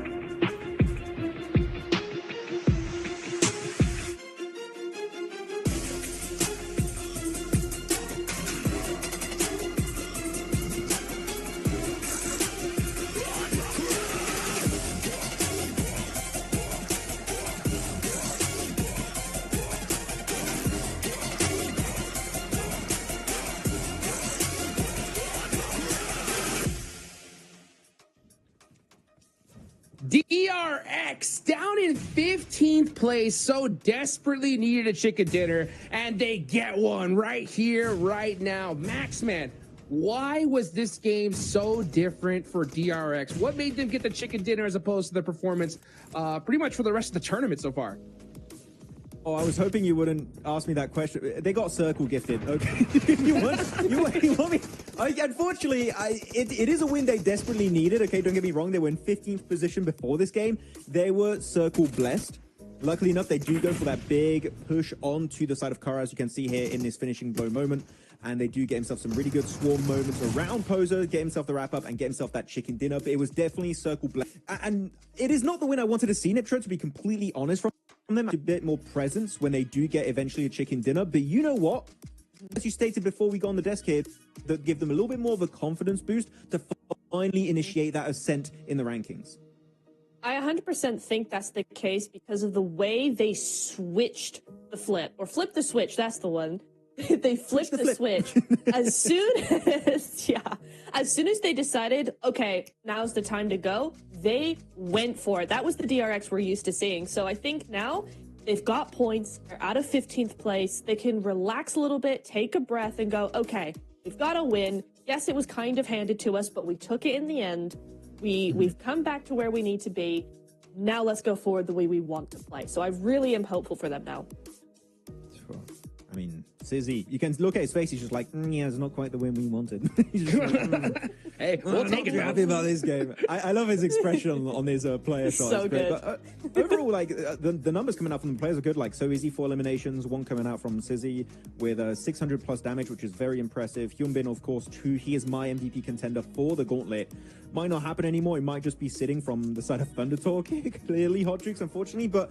Yeah, again, circle gifted to them. They were able to wrap up the win. So you know what? They were given an opportunity. They were able to strike while the iron was hot. Can't blame them for that. Sometimes circle just comes your way and you make the most out of it. Hey, you know what? That's exactly what they did. I'll tell you one team that made the most out of it, even though they didn't get that such a circle blessing, and that was Kara. Oh my gosh, these guys went crazy, Neptura, especially that beautiful nade from CEO onto R8 to take out that side. Oh man, I mean, these guys went crazy. How do you feel about their performance here in this match? I love it so much. This is the Kara I was expecting to see, Jukes. I mean, look, I saw them yesterday. I went, they're not playing the way they usually play. They usually play center to edge, and they just weren't doing it. I was like, why? Then yesterday in the Mirror March, we saw that a little bit more. Then we get to this game. Big split on the edge, 2-2 split mid game to actually clear as much of the other circle or the other teams in the circle as possible. Exactly what I wanted to see. They went back to their play style. They stopped letting PMGC be a big pressure on them to change things up. Went back to how they play, and look where it got them. Well, a team looking at these dreams had a really bad time. It was Alpha 7. The glider rotation into also two players swimming into Nova itself didn't work out. Unfortunately, they were trying to get scrapped here, and they got nothing for their troubles. As though on the northern side, we still did see for a bit Aru clapping back versus Thundertalk. That was a really good double spray down, getting 2 eliminations right away. Aru popping off as the IGL, and clearly can be a fragger from time to time. Clutched it, man. I'll tell you what, I mean, we're talking about, the confidence that we're going to see from OG building up. I mean, how much more confidence can you get whenever you take out the top team in the lobby, right? So, I mean, OG, great game for them. We also saw a little earlier, right? We saw GS be able to get the better up onto Virtus Pro. What do you think about that one, Max? That was fun to see GS actually not go for APG. They understood we can share it, but Hodrix, what do you want to do when you have a perfect military island phase 1 circle? It's just like, well, we're going to have people are going to want to try and contest those locations away. But yeah, GS just showing themselves as a true contender. This is a team, Neptura, that qualified outside of PMSL MENA with a singular point difference, barely qualifying into PMGC. And this is a complete change-up. This team is looking way more confident, willing to take fights. They're not scared, which is definitely a true sign of success in their adaptation to this kind of lobby. And I do wonder, can they maintain it for the entirety of this PMGC season? I would love to see that. You see them on the here on the map here now. But yeah, I think also Jafar has been such a key player for them. It's been really, really nice to see them coming through what needs to be done, and really just helped his team as well here. But that zone, look at R8. They're like, dude, yeah. I'm like, what? I saw that, man. What the heck? And then circle? Kind of cringe. We didn't play circle. What's the circle? I don't know. Oh, dude, they're still over there when the circle's that small is wild. That late rotation. I'm surprised they got as far as they I was got born then. in it. Molded by it. And they picked some really good fights. Prestige had a really good off angle in that fight north versus Orangutan. It really set them up for success. And once they do clear Orangutan, they start holding on the western ridge, which gives them not only just a really good angle to third party, these southern fights. I think you had Ulf, you had Kara. They can easily get a third party opportunity on that. It also keeps them relatively safe. And you can see here, they don't really take too many casualties until they have to push over the ridge, which at that point here, Hodrick, we saw the nades of CEO were on point. And because of that, 25 points for Kara here. Outdoing DRX that got the chicken dinner. Kara, maybe this is the start of a great comeback. It's got to be the start. I mean, come on, right? I mean, these guys, we were waiting for them to be able to put up a big performance. We're waiting for DRX to put up a good game. This is what we were talking about, Neptura, right? We knew that we were going to see some squads perform, and they did not disappoint. They haven't at all. It's nice to see Ulf as well in the top 5 of these points, right? That's another team we wanted to see more from. And, DRX, we talk about, they got the win. It was a little bit handed to them, all of this. It's still 17 points. And when the leaderboard is kind of close, as we've seen it, that is really what you need. So 17 points going to push them pretty far up those leaderboards, I think, and they'll be able to now use that as a springboard into the next match. So very excited to see what they've got coming for us. Yeah, Kara, they landed over there in Novo, right? And they just started playing that edge style you were talking about, right, before Neptura. What do you think, when it comes to Kara, right? What's the difference between this game and playing that edge style versus, when we see them go center? Like, what do you think the big difference is for them?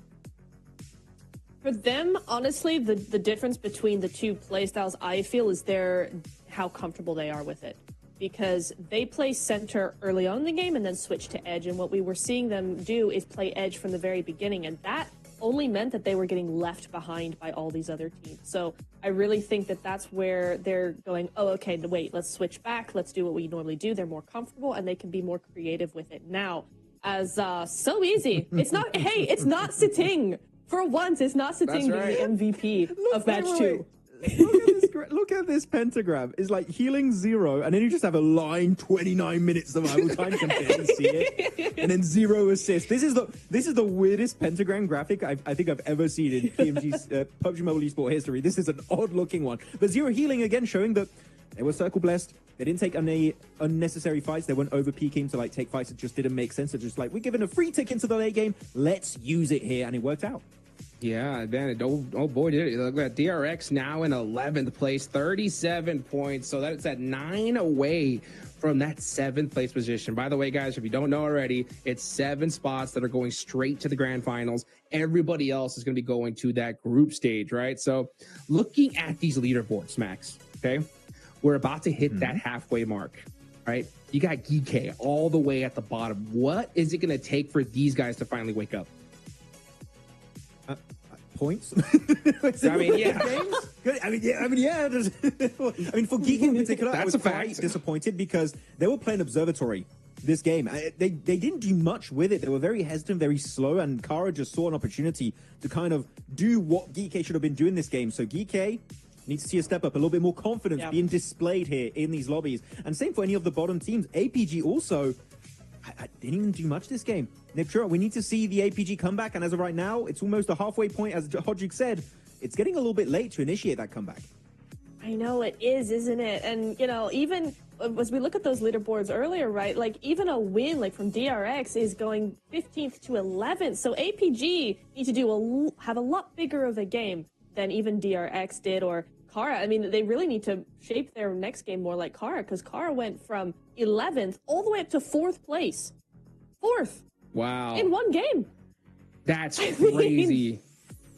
I mean, APG need to be looking at Kara now. I know I keep going on about them, but honestly, I mean, CEO coming in here, 6 eliminations.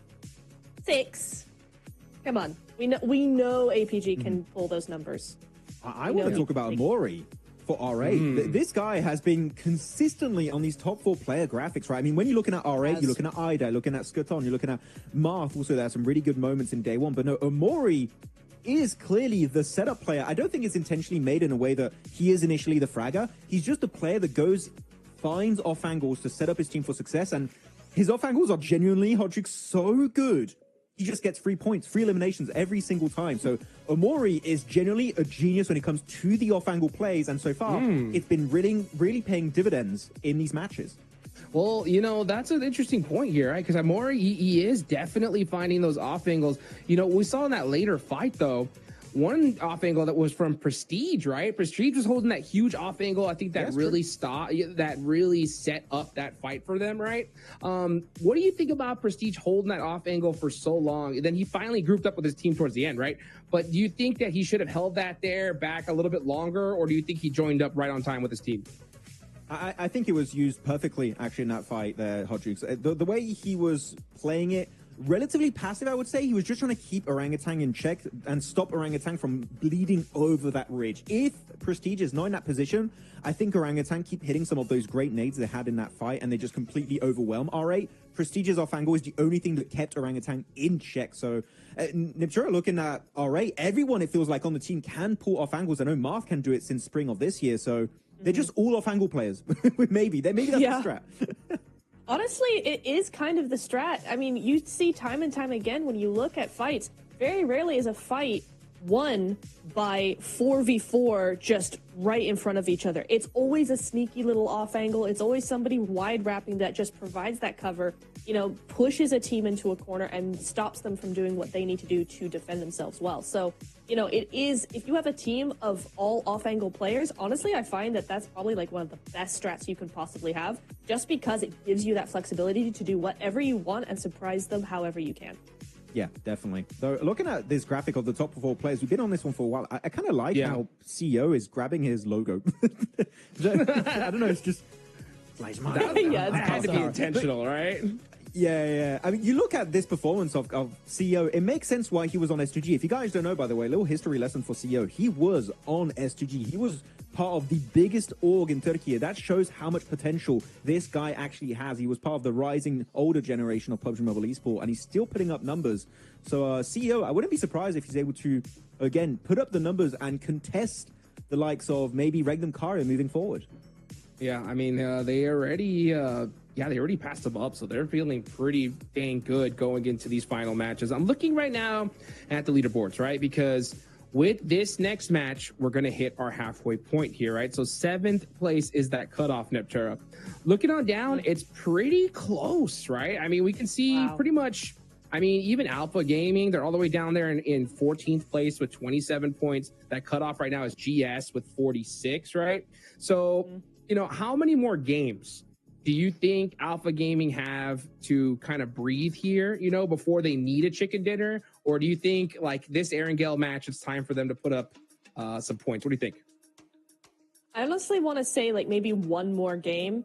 But the way that the rest of the teams have been playing, I feel like we're starting to see some teams step up that haven't been stepping up so far. They're starting to come alive. They're starting to do what they need to do. So maybe one game is too late. I'm not entirely sure. I think it really does depend on how this next game goes. So yeah, maybe they do have one game. Maybe, I think. Because Regnum's starting to do stuff. Ulf are starting to do stuff. DRX, Wolves, they're all doing it. So APG, like one max. Okay, 1-1 for breathing room, Max. Do you agree? I would agree. I think that's a decent sample size to have for them to try and do a little bit of a jump up in the leaderboards. I mean, everyone's looking at APG, of course, trying to initiate that comeback. I'm looking at E-Arena. I'm going to look at the team that's below them right now. Yeah. They're in 15th position. They're just 1 point behind APG with 26 points for themselves. It's not impossible for them to catch up to top, but I was very impressed with how E-Arena, the players individually especially, were playing back at PMWC. They dominated this most recent PMSL SEA season, and I was very how they were going to play here, and unfortunately, they've just not been able to follow through with those initial promises we had earlier this year. I'm hoping E-Arena can make it, because it would fit. Already, we don't have Bigatron, by the way, from SEA, which that alone feels weird. But if we don't see Arena make it, and maybe Dig Xavier, if we go like worst case scenario for SEA, I would be so sad, Hot Jukes. We need to see one of them at least make it to the finals. Please, I'm begging. Please, please. I can't tell you. I was talking to you about this at the start, before the tournament even started, right? I was like, man, how do we not see Bigatron here, right? And it is the first PMGC in Bangkok, Thailand, right? It hurts to see, but hopefully EA could definitely happen here. I mean, it's definitely not too late, even for a team like, you know, Geekay, who's all the way last place right now. 18th, I mean, I don't think they have any room at this point. I mean, I think it's putting up double-digit points here and now if you want to have a chance at top 7, because, I mean, you're right, Neptura, a lot of these teams are performing so dang well. You really can't wait towards tomorrow, for sure. Oh, absolutely not. It's going to be far too late for that. I mean, we have seen big things from some of these teams in the final day, APG in particular, that like to just bring out an entire different APG to how it's been the last 2 days, but I wouldn't count on it. I think the lobby is too stacked. These other teams are sick up too early. That, you know, we're seeing things from Ulf. They're starting to make more moves. I mean, EA are starting to do, we've seen some things from them. It's a bit early just yet. No, they haven't been doing exactly what we wanted them to do, but there is still time for it. And I think so there's a lot of questions, I think, for the lower half of the leaderboard, because there's going to be the top half of the leaderboard that are just going to take advantage of that slowness now, because they've already stepped up to the plate. Now that makes it more difficult for the others. I want to touch upon your point of Ulf stepping up a little bit, doing a bit more. They are definitely a little bit more present in the later stages, but they're still not as aggressive as I would like to see them be. No, you have Solis. Yeah. Again, you have like the Rising Star. I've touched him many times. Aaron, there was great play on Zeus last year during PMGC. They are not. Then actually, I'm going to be very harsh here, Hot Chicks. They're nowhere near the level of play that I know these guys can provide in these matches. Sure. They're nowhere near. I want to see a big change up because at this current pace, I don't think they deserve to be in the finals. So I need to see them at least attempt to take fights, and that alone would give me a little bit more hope that Ulf maybe could make it to the next step and reach the finals. Well, that's totally fair. We've seen a lot of teams on that second page do it. Will Ulf be able to do it right here, right now? Let's see if it's going to happen. Let's go ahead and take it on over to John and Blank to wrap up the first half of the Gauntlet.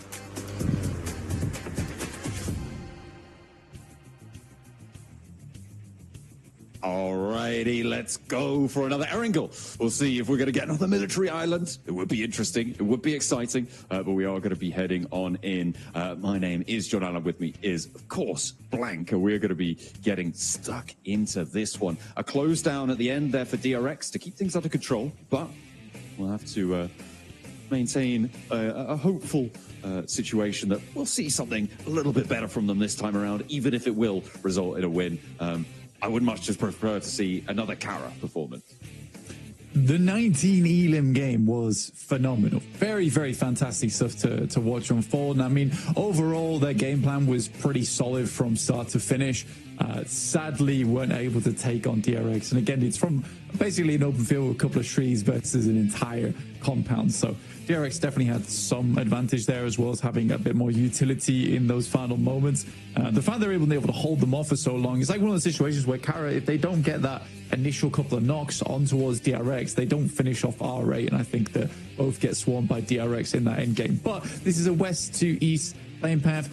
Very kind one, first kind one we've seen today. We'll see where the circle ends up here. Thunder Talk taking a slightly different approach from last game, luckily for us, because that last one was a bit weird, honestly, overall. But we are heading over towards the eastern edge of the map, around Rozhok, Potato Hill area, just south of Yaz. So still Yaz Field in this one, John, but plenty of fun compounds to play this one out. Yeah, we are going to see maybe a little bit of a diversion for Thunder Talk. Of course, they are close to Kara, though, so maybe a little bit of danger there. In general, we'll be keeping an eye on that Milta area. The circle a lot more centered towards that Potato Hill zone in the middle. A little scrap for Alpha Gaming, and actually, they're going to be able to win this time at the start of the game against one of the players from Wolves. They can't quite get there in time to pick him up, as Coops will be taken down. We are going to be heading to a little interview with Poser himself from Kara after that incredibly massive game. 19 elims. Let's find out how they did it. Oh, maybe not just yet.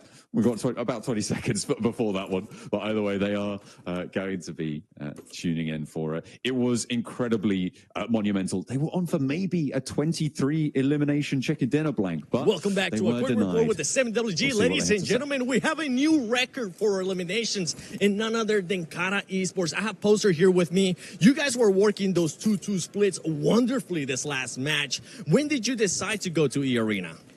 Bu son maçta 2-2 oynamakla çok güzel oynadınız. Ne zaman Arena'ya üstüne saldırmayı düşünmediniz? Nova'nın içindeyken alan bizden çektiğinde İARN ile oynarımız aynıydı. Ondan sonra ilk önce kıyı temizledik, sonra da onları temizledik. Adım adım iyi oynadık. So the circle actually go on our gameplay with Arena. So when we saw that, we first clear the edge and then we jump on them. And with this performance, I mean, it's going to shoot you up the leaderboard. What does that mean for the team?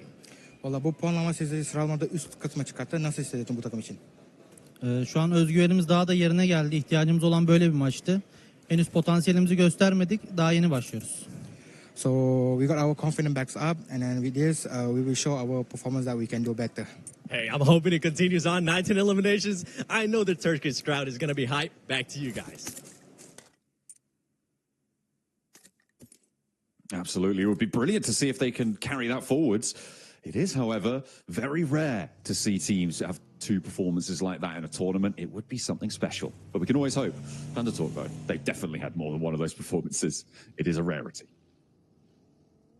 Thunder Talk definitely a rarity in our games overall. 100 points, hit the century. Weren't able to get anything done on the last match, but again, they hit triple digits and thought themselves, let's take a short break. And we'll get right back to it over on the next Erangel here. Let's take a look at the leaderboards right now. There is that big jump off from third place down to fourth with Mad Bulls in third place, dropping down towards Kara with 55 and OG at 51.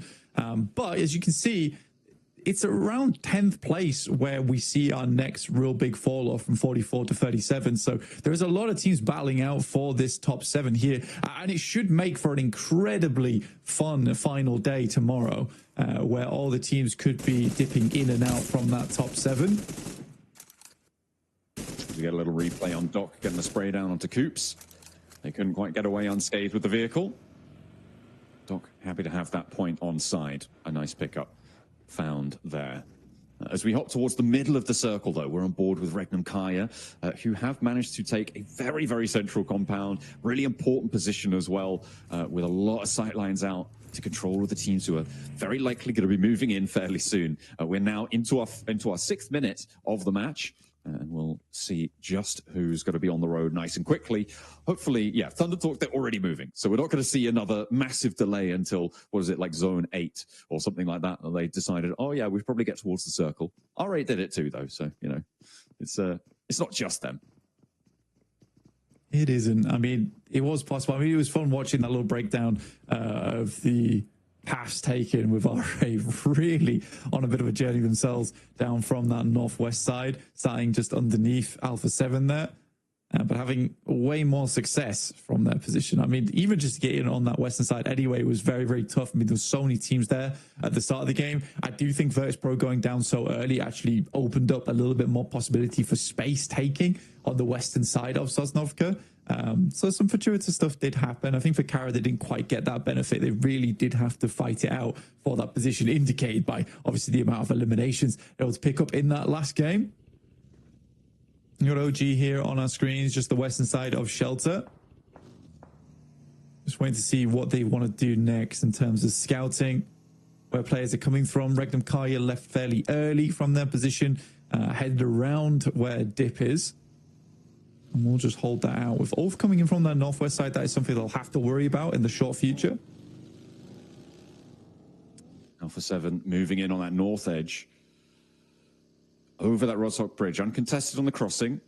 A little bit more treacherous down towards the south. R8 moving out now from South George. They're moving around the foothills of Everest, trying to head out east. Behind the Mad Bulls, though, they will, if they want to go over the north side of Pachinki, they'll have to go through the Mad Bulls there, or try and find another way around to try and get into this one unscathed. It's easier said than done. Although Mad Bulls, they're leaving players over in Sunken. They're wanting to control that bridge crossing to the north, I suppose. Get a little bit of info, a little bit of scouting from Tulika on the Mad Bulls. As GS move over the north, they're heading over the north of the Yaz Lake. I mean, I think for E-Arena, heading down this way is not too bad. But again, we haven't really seen that early game prowess from E-Arena so far. I mean, round Geek as well. Yasnaya is easily shared.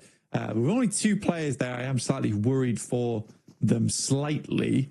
I think the rest of the team needs to get back in action soon. The Mad Bulls, though, like you're saying, over on the Western Rozhok side, coming through past school towards Chopsticks. This is always such a weird starting circle for a lot of our squads, just purely because what they're struggling with right now is deciding where they want to play going forward. Because as we head into zone 2, like there's plenty of positions which are very, very valuable, but just not quite yet because we don't know where it's centering up. Now we know that you kind of want to take some of these farm compounds nice and early, potentially even some of these positions underneath Potato Hill. Even playing over towards the southern side of the coast is not bad here. I mean, it makes the decision-making process a little bit easier. The execution phase, though, a lot more tricky for our IGLs, for our teams to try and enact their plans now. Everybody on a mad dash south, trying to get into a very limited set of positions. Ulf got to be charging in from that north side, a little bit split. They've got a backstop there for Solus, trying to regroup. Regnum Kaya clashing with DRX on the inside of a compound. You've got Ulf putting pressure on the north. You can't afford to go for a crash, as well as on the south coast entirely in the warehouses. DX Xavier, Wolves going back and forth here. Lamborn needs a pickup now. Barragin has to put the pin back in to save his teammate. Will be able to start that one. And Nate moves forward, securing it. They are on the inside. They should be fairly safe, but will they be allowed to get this res? Because there's more threat from the Wolves around the corner, and that's going to be Levi's taken out in the midst of it all. DX Xavier having a tough time on this pro. With Paragon going down, Lambo going down there is very, very tough for DXA because they wanted a lot more speed on that one. And Levi's expected some backup on the side there. That wasn't meant to be a 1v1. That was meant to be a 2v1. Paragon getting taken out by Top, and Gara immediately picking up the elimination point for that. Goodness me. DXA and Wolves now just bottom of the pecking order right now. That's unfortunate. I think DXAV can't really leave from this building either with the two sightlines that are set up here, John. They only got 2 elims for it as well, Blank. They weren't able to extract the full 4. They weren't able to do any more than that, which is unfortunate. You could excuse it maybe, you know, if you're able to get up to 4 points, right? And then, no matter what, it's an okay game. You will keep yourselves in the conversation for 7th place, where DXAV currently sits right now. And they need every match they can get. We know how volatile the middle of these tables are going to be with the number of points that Thunder Talk are earning. And Kara having that oversight, they'll be all too happy to snaffle away any points that dare to step out of line. So, I mean, the center of the circle is pretty packed right now. You've got Kara and the Regnum Kari just above them, and the DRX holding quite central, but in open zone. Mapple spots the team crossing along the way. It is GS, and they're happy to chase this one down with a mobile turret in the vehicle. It's 3 players in 3 cars, so I think they're assuming that they can take those shots quite frequently, but they decide to back it off. They don't want to deal with that angle for too much longer. And a building gets taken up by GS. It is on the northern side of the zone, though, so it is not massively likely it's going to end up there, but it will give GS a little bit of a long breath, right? A bit of relief in this match. That is a Doran goes down. Nade. What a post through the letterbox there on the nade. Beautiful stuff. Didn't even need a stamp. CEO able to hand deliver that one. Lovely stuff. Able to pick up the pieces as well. Now they're going to have to move a little bit further west, potentially. I mean, Kara should be able to hold this angle. We'll see if they're able to do so against Thunder Talk, moving in on that coast side too. It's hard to make the correct decision on this one because as we head further down towards the south side of the map, it slopes downwards, right? So you don't really want to play those positions. I think Alpha Gaming actually has a very good chance from their spot. They have a lot of high ground oversight here. The issue is they're going to have to play that late game a little bit more aggressively as the circle probably will move away from them. I think R8 has one of the more fixed positions inside of the circle. It's a lovely compound to play around with. Leaving it is slightly difficult because you do need to wrap around towards that northwest side. But in this instance, it's really good because I don't think they're imagining that it's going to be a hard west shift on the circle. So this just gives them nice 180 oversight towards their eastern edge. And that's a lot of information to be gained off the back of that one. OG making a mad dash along the way over towards a small building they can potentially play the rest of the game in. Actually diverting one out to the shack as well. So they have got multiple angles. A run-up made a little bit harder because of that. With 4 players alive, I'm only seeing 3 in the middle there. Or maybe they are all 4 packed in. We'll have to wait and see just how they can hold the dead center here. They're in a little bit of a valley, Blank. So it is very much a standoff. They are committing to this location. It will be very, very difficult, if not impossible, to leave it. So they need to get the value in the mid-game here with elims. Yeah, I think it's a risky play, but it's high value reward if this does continue to center up because it's very much open ground around them. Like you say, leaving through the open ground is treacherous, but if they have to deal with teams walking up towards them, it should be a fairly easy hold. So I think for OG, it's a case where you play this position and like you say, you are just committed to it now. But it is fairly central. They had no real other options other than playing sweep on the edge. And I think they're more comfortable playing this anyway. They're quite decent when it comes to holds. So we'll see what OG can do from this spot. It's a slightly early commit though at stage 3. But because it is so dead central and in a compound, I think you make that call here and now. Jafar angles over towards Virtus Pro, the rest of GS as well. They moved out to the north side to try and have a breather, but they're being crushed down a little bit here. Virtus Pro have to turn around. They don't want to get stuck into that anymore. A little sweet drift there for Virtus Pro. Maybe they're reorienting. Maybe they do want to get stuck in. Okay, no, they're just biding their time and leaving tire marks on the grass. Someone's got to look after that. That's very inconsiderate to the groundskeepers. It is indeed. Undertalk playing down towards the southern docks as all 4 players There is a chance it does go down towards that south side. It's not always the greatest and latest of positions, but with a little cover and the little positions available in that spot, Docs is not that bad. The question is how well you can hold it as a solo team. It does get to those points later on where you end up sharing that position on the east and the western side of it, often leaving the warehouse open as it's a bit easier to nade out. But I think that for Thunder Talks, this is a good spot to play in going forward. Now, OG has an option now because most teams are going to have to wrap around on the east and the west side, is whether they want to move a little bit close to the circle, play out in the open with some vehicles, or just stick to their guns. Refus on the inside, not going to win that one. Arena able to find an immediate shutdown. Alpha Gaming not in a position to go for the backup there, and Ziol caught out in the open by R8 across the way. That's a couple of 100 meters out there. A long shot coming on through.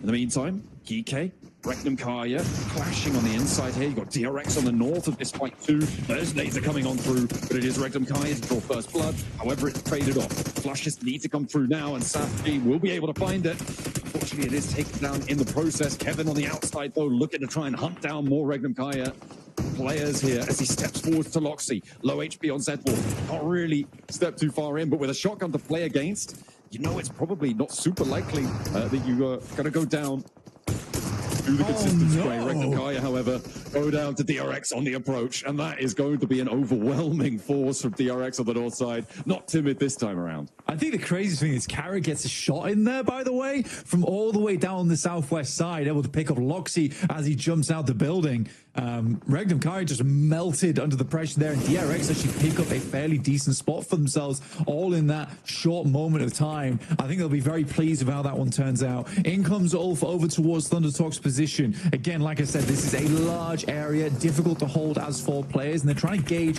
where exactly the Thunder Talk players are currently. Luckily for Thunder Talk, they always have this angle up top side. APG doing a good job to protect them from any target that comes towards them, and some fantastic nades are being lobbed up their way to secure some more points. Goodness me, Ulf, they try and move into the hills on the north side of this compound, but they're denied entry. Everybody with the third-party angles. Aaron, though, has actually managed to make it for the south side, so a last player alive for Ulf. Hello. In the meantime, Doc now has more arena players to worry about. 3 players actually taking shots out his way. You can see the rest of them trying to move through. He's forced out wide and taken down as soon as he moves. Sakura clocks him. And now Top has to try and find something in response because Doc is not getting back up. Yeah, it's a good third party coming through from E-Arena. They noticed there was fighting going down on this side, but it seems to be only one player. But RA currently in an engagement between them and VP. One player left alive for R8 and nowhere near this engagement. It's Prestige looks to send some Molotovs in. It's a good position to throw them out, but VP immediately moving forward. Amori in the backlines in the shack, priming a nade of his own. It's a long toss on it. A big gamble, but doesn't hit on target. Prestige down in the smoke has been spotted now. Voston keeps his head on the swivel, spots the player down in the dirt, and leaves Amori the last to stand for R8 across the road. And actually OG are moving in on that north side, so that could be a big problem in their very near future. I think Alpha Gaming did just go down. E-Arena able to finish the job as the circle goes back towards the center of this one, leaving those cliff tops out of it. Yeah, I mean, OG can continue to play on this north side, but again, it's this question of where do they go next? I mean, luckily, because they cut out so much of their position on that northern edge, they don't really have too many teams watching in of where they're going to be maneuvering next to. I do like the way Thunder Talks is currently playing this, though, is where they're not splitting up into a singular area on docks, because they don't want to give an opportunity for a team like Ulf there to swing all the way around and crash into a singular part of the docks. Instead, they're spread across it. They take fire as teams come in, and then rely on teams playing on the cliff to basically do the job for them once they lodge them on that hillside just the north of it. It's an interesting play, and it's working out very, very well for Thunder Talks. E-Arena going to have to make a move, and maybe Thunder Talk will take some shots out their way, but I think Virtus Pro are going to be more preoccupied with holding them out. Maybe a drop down the cliff face, maybe go for a swim here for E-Arena. Tourniquet certainly taking that option. The question is, will they be spotted? Alpha 7, they're biding their time on the southeast side, but they do have to make a charge across the open ground here towards Mad Bulls, or, well, what's left of the Mad Bulls, rather. There's only 2 still standing there. Game's going to slow down a lot, but Kara actually has a very strong spot to work with. There are 4 players as well looking for another huge game for themselves. They also have been consistently taking pot shots at teams, so they've been very proactive from their position. Even if there is a squad 200, 300 meters out, they've been very aware and been taking shots that way. And the more casualties that they can cause within this lobby, the easier their end game is going to become, because again, as teams start to get crunched towards the center here, more and more fights are going to be taking place out in the open. And these are not fights where it's likely you're going to live with 4 of your players. You're likely going to have to sacrifice 1 or 2 just to win an engagement. So seeing they're actually stepping out onto the docks for Thunder Talk, and Aaron laying low, not wanting to get involved, may have sightlines on it. The question is, does he want to pull the trigger here, expose his position, let them know he's there? Tony K moving up to the pontoon there, trying to hold it down. I have no doubt that Aaron knows exactly what's going on here, and he is opting not to take these shots. He just can't confirm the point. It's much more valuable to play with the protection of Thunder Talk around you and try and play for it later. Oh Tony K steps up and he wins that? How on earth do you win that? Stepping up out of the water, draws the weapon, and immediately lands the shot of the Shing. That has got to feel real bad on the south side there, and that's going to move King out to have to go for this res, to have to try and pick up their teammate. This is Aaron's time to shine, and he steps up and does exactly what he needs to. That is what he was waiting for. And Thunder Talk are having a nightmare here. Oh, this is very bad indeed. Thunder Talk likely down to 2 players. We're seeing it's going to be a difficult pickup from their side. Completely lost track of Tony K as well. That's one of the things where you only send out 1 player. You know he's in the water, so you look to just finish him off, but you do not expect the 4th player from Ulf to still be alive on the other edge. Dear me, we are surfing here over on the docks, and Thunder Talk are currently dealing with the tsunami. Okay. Side shift. They have to push out, so they're going to have to leave here as well. This does mean that they can just fully disengage and look to leave these solos to their own devices, but that's going to be difficult because you've got Virtus.pro and Kara who are going to know all about what's happening here. Quick knock from OG down towards Virtus.pro. I mean, it's a good time to be doing it as the circle starts to close inwards, but Voston with an immediate response over towards that top side, gets a good shot over towards the tanky, leaving just him and Aru there. And the question is whether Virtus.pro even want to go for a wraparound on that side. I mean, OG has to call for some slight reinforcements here. I mean, it is good news, I think, on the north side for OG. And they've got enough to play with that cover, that re-knock over towards Virtus.pro. They didn't need to get the flush there. They just needed to slow Virtus.pro down, force them into an unfavorable fight. Tony K may have bit the dust, and he will indeed go down to the nade from AJ. Only the 1 player to go down from Thunder Talk, and it could have been worse. But Aaron really bided his time well there. He played the time perfectly, and actually maybe afforded an opportunity to have a chance to get another point or 2. Yeah, currently we're in the top 10, so 3 more teams would have to go down before we start hitting placement points. DRX holding on to their position quite nicely as GS attempted to assault their position. Yumbin on the top stairs, looking for Icon right now. In the meantime, the roll-up Virtus.pro is getting dismantled on that northwest side. Unfortunately, there is a knock sent back over towards them. GS finally going down there, but it is going to be OG holding quite well. The reses, though, are starting to come through. There's the first flush coming in, and there is, unfortunately, the re-knocks coming in from Virtus.pro. They stop, though. They move sideways, move laterally on the fight, and OG not going to be able to connect these nades if they haven't spotted it. Will they put them in the right place here as the nades bob forwards? Not quite on the target. Haven't seen the retreat here, but AJ, Thunder Talk, they're all sailing on in. Virtus.pro now have another team, and the vehicles swinging around wildly. What is going on? OG, move in, get these knocks, get these points here, because Thunder Talk are moving the slivers of HP. Going down? Virtus.pro go down, and 3 players from Thunder Talk still stand tall, but OG, they've taken a knock. What have Thunder Talk just done? What? I mean, DRX were taking shots across the way at OG whilst that all was unfolding. I don't know how Thunder Talk gets away with it, but they absolutely do. AJ with the run down the vehicle, smearing VP across the fields. And now AKOP trying to get his HP bar back up again. A nade sent across towards the tree, slightly lagging behind the rest of the team. A nade sent along the edge of blue here could be devastating. And it is close, but not close enough. Going to be able to find it there, stepping out towards the blue. Thundertalk get back in the vehicles, playing true chaos strategy there on the roll up to VP. There was nothing they could do, it seemed. He's going to be running out of ordnance fairly soon. Drops the last, covers his retreat with that flash. That's going to allow Thundertalk to disengage. Play on as 3 from here, which is crazy. Kara, I don't think they're going to be able to do the same thing, but I don't think they need to. With the circle as it sits, they keep in on the south side, and they may be able to find a chicken dinner this time around where they couldn't quite before. Yeah, it's a very strong position, but again, we are still going out into open ground now.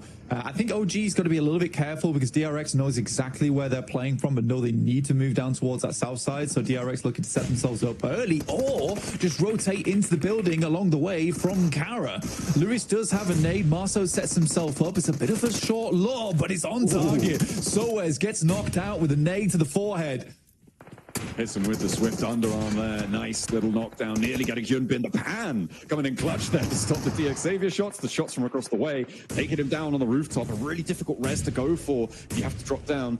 It's bad news. DRX have been able to get a lot of elims so far this match. It seems like they heard me call them a little bit cowardly last time around. They're already up to 10 here, Blank. And they want to add 4 more to the tally. See if they can break records themselves as they move on forwards. The flash comes through. The nade goes through to the back. Hyunbin goes 1 for 1 on the trade. The DRX have the flash sent their way. Drops down in the middle. Lewis holding the back lines, and there's only the 1 player for DRX faced off against 2 on the inside.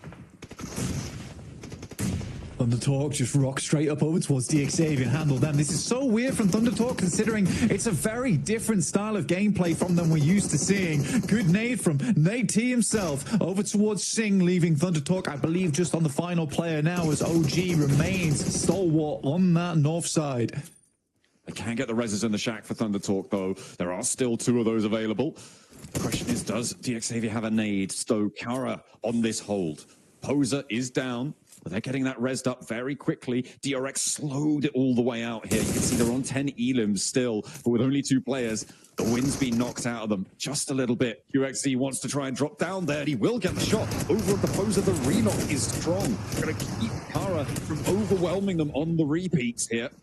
He goes in for more. He wants to find another, but there's his teammate going down. Lewis steps out, put into a shotgun, a barrel straight into his face, and Lewis goes down as well. They will finally take him down, but they lose a player, and they have to get these reses fast, Blank. Over the top tries to thread it in towards the shack, but a good shot from AKOP will take down Sighting almost instantaneously as well. Now they've got to figure out how they want to play this one out because, again, for OG, they are passing through open ground. I think for Thundertalk, they desperately want to get rid of DXavier, but Nate, immediate reposition from his side. This is a good survival play for him.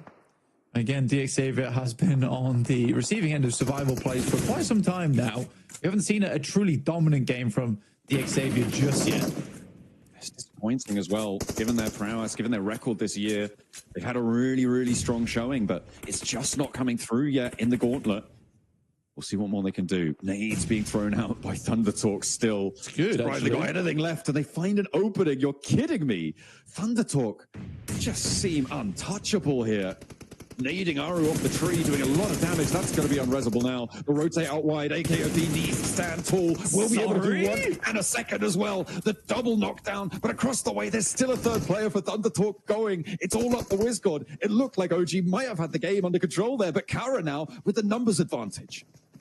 I'm just so confused of what Thundertalk's doing in this game. Sighting sending it out again over towards OG. It's like a completely different type of Thundertalk this game. Nate maybe going for the 1v3. CEO's able to put him down, fires him from the company, and at least will be able to remain up and present. WizGod moves up, and in the meantime was able to take down Thundertalk.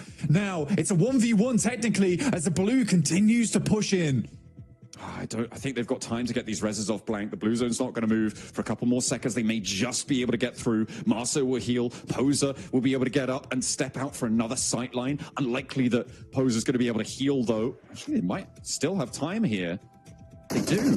Goodness me. This means a full 3 for WizGod to be able to have to deal with here, and he doesn't have any nades in hand. With a nade, this could go a different way, but I feel like WizGod might be able to find 1 or 2, but the 3, I'm not sure. And Marceau goes out. drops the smoke train towards it. They know exactly which rock he's on. As soon as they get in range, they don't have the nade either. He steps out, and that's a little sliver of HP taken away, and he doesn't have any meds to play with. This is nasty. Big stun grenade. WizGod just has to hide it out for the time being.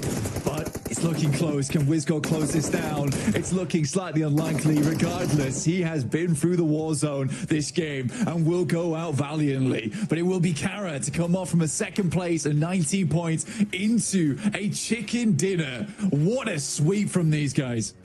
With 11 elims, they find another game really, really strong. It felt like they were the winners in that last match. This time, it rings true. That south side shift playing well to their compound. And Kara are on a massive resurgence here. It's what Neptura said she wanted to see from them over on the desk, while she's being treated to a repeat there. Orangutan as well, playing very well on that northern side, doing a lot to control. It was just so unfortunate that ThunderTalk somehow are able to apparate wherever they want to within the circle. That was some crazy rotates coming in. Oh, bro, I just couldn't believe we were just watching ThunderTalk just go alpha lever in the vehicles. It made absolutely no sense to me, John. It was like watching them go from tactical gameplay to suddenly, you know what? We're just going to give it our all here. Get in the vehicle, put the metal to the pedal, and just get things going. Yeah, it's really quite impressive how they were able to do it. But I have no idea just what what happened there for ThunderTalk. I'm sure the analysts do. Let's take a look.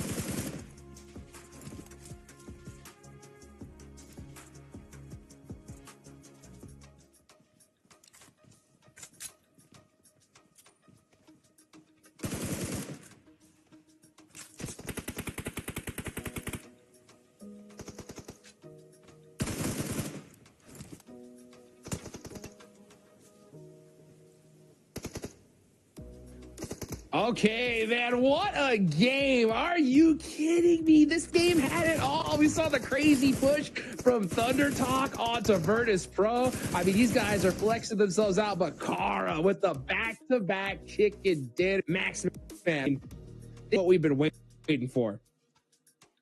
Hey, Kara, back-to-back win. Neptura, you are the reverse curse. Yes. Right now for this team. You wanted to see step up, and like the thing is, they drop arm, right? This is their drop location through and through. They love this area, and it was just so lucky for them that the circle ended up going that way. But it was not just a game like we saw for its last match. This is Kara actually zooms away. Building Lewis in particular, top angle versus DRX was just in particular. Just putting Turkey on the map when it comes to the Gauntlet. They are the best from their region, which I did not know the Regnum Kara in this 6-game lobby. Right? Yeah, prize coming here. I did know Kara were gonna be a foreskin with it. It took a little time to get beat, but once they have, I cannot them the edge, the controls that they've got. You know that, like you said, that roof angle was just demolishing for DRX. Really good game, all right, but no match for that angle. And the rest of Kara just able to support those angles. Great shots. Big stuff coming in from them. I don't know why in my mind this was a back-to-back Kara win because they got such a elimination. I'm like, wait, in place. It was DRX that did end up winning. I'm like, but no, it almost was a win in terms of how many points they did bring home after that first Erangel game of the day. They're going through the replays here. I think we were quite critical about Alpha Gaming. Why do we take this unnecessary fight versus E-Arena in the double warehouses? They could just hug the cliff and they would have been just fine. Easy access into the late game here where top is on this replay. They decide against it. That was a big fumble in my opinion. I'll take it one step further, Max. I'd say that once EA were in the building, they should have let it go. But why are they in the building in the first place? But Tony K coming in here, EA, I mean, this was insane. Just insane. He's like, I am Tony K. He's going to rename. He's taking Tony K's name now. It's him. He's him. Oh my goodness. Crazy after crazy play. I loved this game so much. It was just, what was this game? It's just such chaos. Back-to-back chaos in the end game. I did so much. Look, you're going to see Kara barely. You're going to see them barely move this high again. Okay, even E-Talk, technically, they dropped Milta, so they did have to do this game. Orangutan also similar, drop in shelter, playing the northern side. Everyone got in position pretty much phase 1, positioning into phase 2, and then they didn't move much for the rest of this game because there's so many compounds open for the taking early on in this game. They just go there, play it for as long as they possibly can, and hope the circle does eventually favor you towards the end, which it did for Kara. Actually, Kara did do a really nice 2-2 split there. You did see for a second there, 2 players north of the road, 2 players south, to just keep their options open, Iptura, and here clearly that was a position that enabled them to get easily into the later stage while really taking no fights at that point. Yeah, it was really nice because they were able to regroup and know when to regroup as well. As soon as DRX started making too many moves, they were like, you know what, it's not worth it. We're going to go over here. And it really did work for them because look where that zone takes them. It doesn't take them out that compound hardly at all. Only until they're up against just one player left did they have to move out of that compound. So really, really worked out in their favor. And 21 points. Remember, they jumped 11th to 4th place after the game. Now with 21 additionally, where on earth is that going to put them now? Oh my, it's ridiculous. I mean, yeah, they had 5, now 21 at 46 in 2 games, Max, man. Wow. I mean, this is ridiculous. I mean, even Talks probably got worrying about that sooner. They get another game like this. So what a crazy finish for Kara. I mean, Thunder Talk had that crazy push, right, onto Virtus Pro. My question is to you, Max Man, right? Do you think they do that if they're not in first place with such a big lead? Or do you think that is just so typical to talk at this point? I do think, Hodges, there's a certain level of, we've made it, let's have fun with it. No, right? Okay, we know. Oh, by the way, congratulations from Kara being the MVP. Always surprised. Probably going to be MVP of the day to be completely. But yeah, look, I think there's a certain level of life made it, be comfortable. Let's just try and flex out possible and just not secure their positions.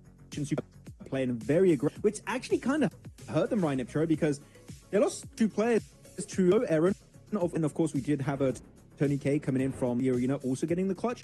Maybe they're getting almost comfortable. They're doing some big plays, but you know what? As of right now, it's enough because they still are first with 111 points, 3 wins.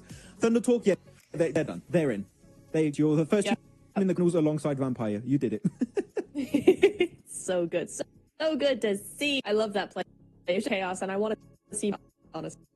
Dude, I mean, just look at Kara. 3rd place with 76 points in total. Like, again, in the 2 games, they have outperformed these teams in their entire day's performance, Max. How crazy is that? And they were in the middle of it. It's been a quick comeback story in Kara. They're still quite a bit away from Thunder. They've just been so damn consistent as a team. But you know what I do want to highlight is the fact that RA are still holding strong onto that second. Right, of course, they're currently tied between their place between them and Kara. This, you would have showed genuinely boards at the start of the Gauntlet and say, this is what we're going to have at the halfway point of that. Say, there's no way. This is a big, like all the and a lot of the teams that are rising star effective regions are at the top. What is going on? PMGC so naked and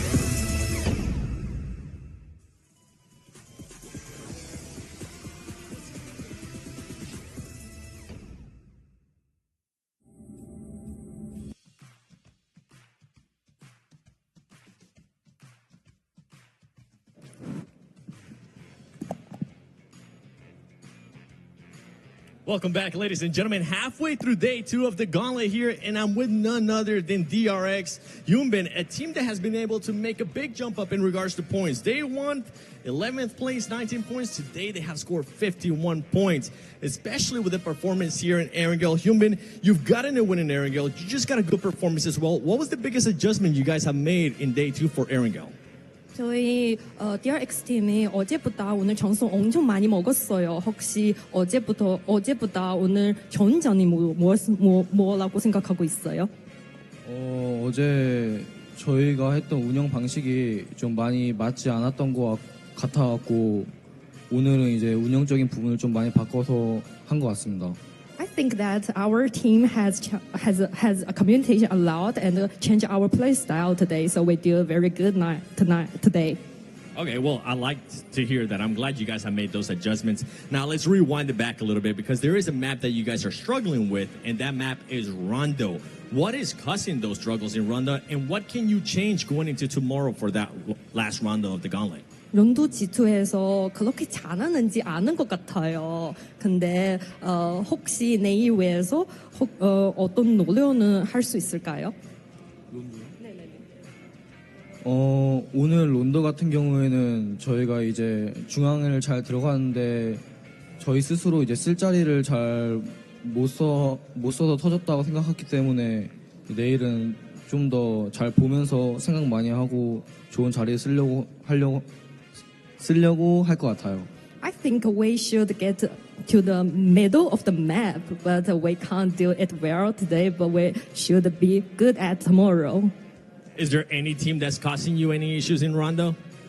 혹시 론도 G2에서 어느 팀이 DRX 팀에게 무슨 어려운 점을 했어요?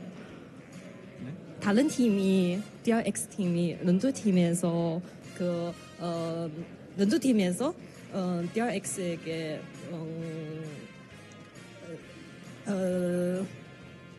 in like the rotation or anything like that? 싸우는 거 아니면 그냥 DRX 팀이랑 무슨 어려운 저희가 어려운 네네네 네네네 그냥 저희가 쓸 자리를 잘 못 찾고 다른 팀들한테 여러 번 맞아갖고 죽었던 것 같아요. I just think we can't get our position in this map, so we will be better now.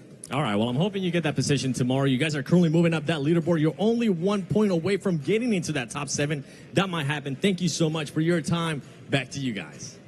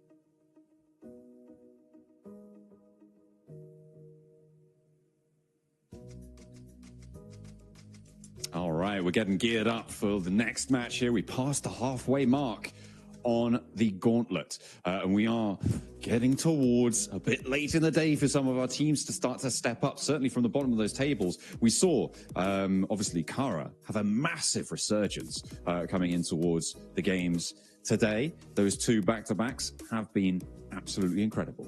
We're hoping for more in our last Erangel, though. Yeah. Absolutely. I think their last Aaron Gusham would be pretty good, to be honest with you. I think we've seen some incredible plays from most of our teams today. Here's a quick recap of what has occurred over the last 3 games. Obviously, there was some fantastic stuff. And I think Kara's the big storyline so far.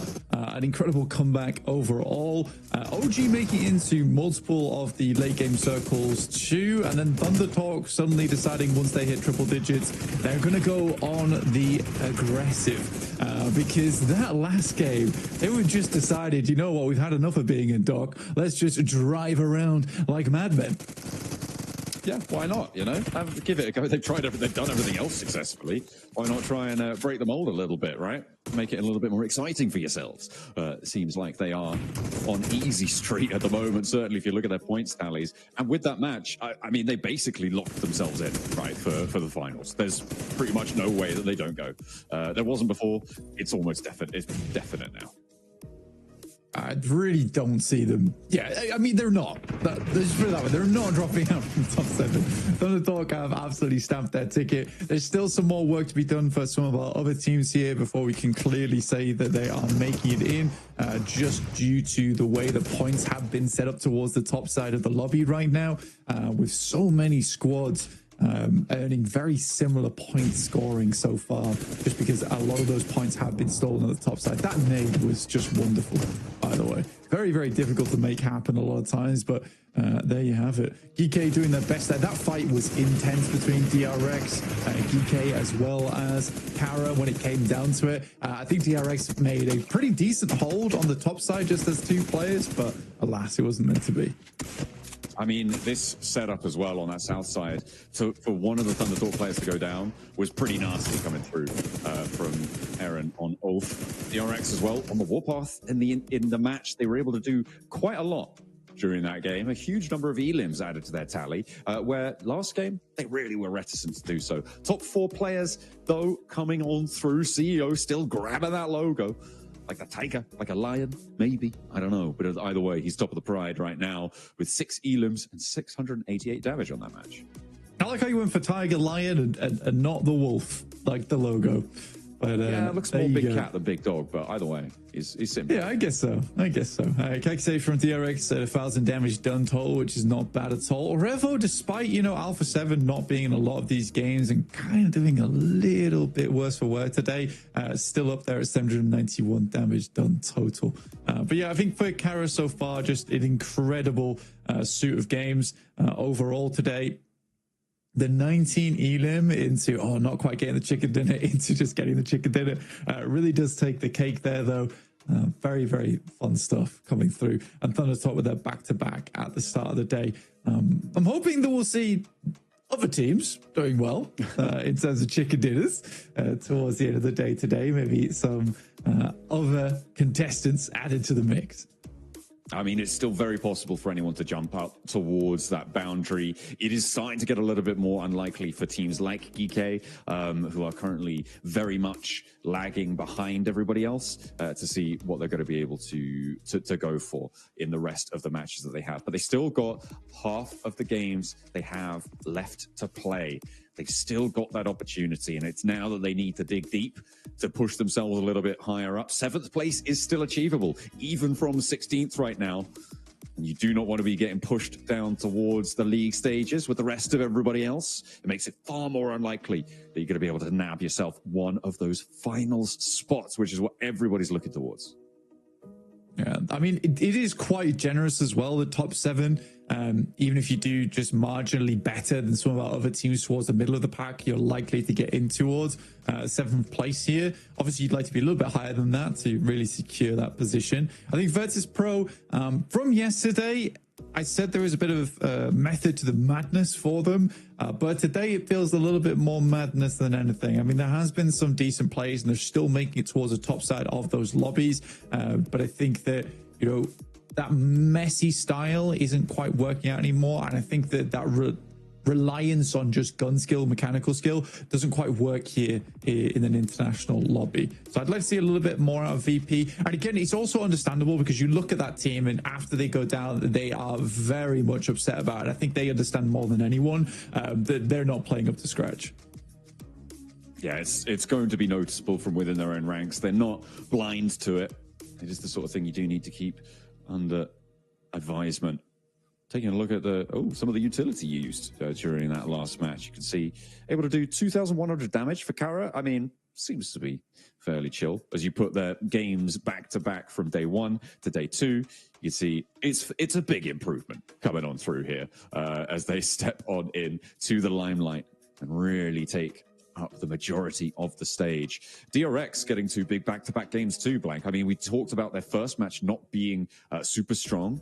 They still did get a chicken dinner. And here, they were able to back it up with the elims. So a little bit of that worry that I had before is slightly assuaged for the South Korean squad. Yeah, again, I mean, I think for their second match of the day, you can't really fault it too much. Yes, it's not a gigantic game, but again, what can you do? You get that central position. I think you just have to hold on to it, and you don't want to flex out too much and allow teams to get in later on. So you just have to do your best to play that 4-man split, hold all corners, and make sure that you're the only team left inside of those buildings towards the end game. So yeah, it's not terrible from DRX at all, but yeah, they definitely were able to pick it up in that second game that we saw in Erangel, which felt a lot better. And like you say, I think definitely a lot of those worries are now gone. But we're heading in towards our 4th and final Erangel of the day now here on day 2 of the Gauntlet. We're really heavy south plane path as well, Blank, to kick things off for our last Erangel today. It is all the way down to the south side. Is this the time that we see the C block hot drop keep coming through? GS, are you going to go back down there? See what you've got in store. Alpha Gaming, very likely to be taking up residence in that C block. We'll see just what happens. Looks like GS out a little bit earlier. Not going to get super stuck in just yet. Maybe actually spreading out quite a way, grabbing those vehicles first. Yeah, I mean, they played this last time as well, where they kind of played on the western edge of Sosnovka, and just preferred to play that one out and just gave Alpha Gaming Sosnovka in general, which seems to be working out for them. I mean, they can certainly play that position and get some good vehicles from there and loot up. It's a bit more of a split drop for them, but to be honest, I think come day 2, again, we talked about this earlier, is that I think they realized that APG is quite a stubborn team, despite them not looking extra hot in the tables. You'd rather just not fight them if there's another option available to you, which there absolutely is with this western drop for them. But yeah, this is one of the harshest circles here on Erangel, very much far on the south side. We'll see where the circle pops up to, directly over towards Yasnaya. So there's still a possibility to move out. Alpha 7 going towards their secondary drop spot in Lipovka, which is absolutely fine for them going forward. I'm curious to see how R8 plays this one out, because they'll maybe go over towards South George with vehicles and then wrap over the top of Severny potentially. I think that would make sense, or maybe not all the way up to Severny, yeah, but towards the Stauber foothills, across that shooting range hill area. Definitely potential for them. There's King for Thunder Talk, getting on the road, dropping around Milter, surrounded by quite a few teams here, Blank, so it can be treacherous, but looks like they've given themselves a wide enough berth from the teams that surround them to be able to find those through roads. So take a look at our top 5 elims. His sighting sat at the top there. CEO very close behind. I mean, sighting has been a real big blessing for Thunder Talk. And I think that many times in the past for Chinese teams, it has been a case that, yes, they're all pretty damn good at the game and have some good coordination, but they really did lack that star player on side who's able to come out with those clutch plays. That hasn't been the case for quite some time now. I think way back when in the day, it used to be that they absolutely had that capability, but that was taken up by teams from South Korea, from Turkey, teams doing extremely well from those regions. But here, I'd say Sighting is just a really, really nice player to have on team, where he's just got these big clutch moments they're able to get them out of these sticky situations they sometimes find themselves in.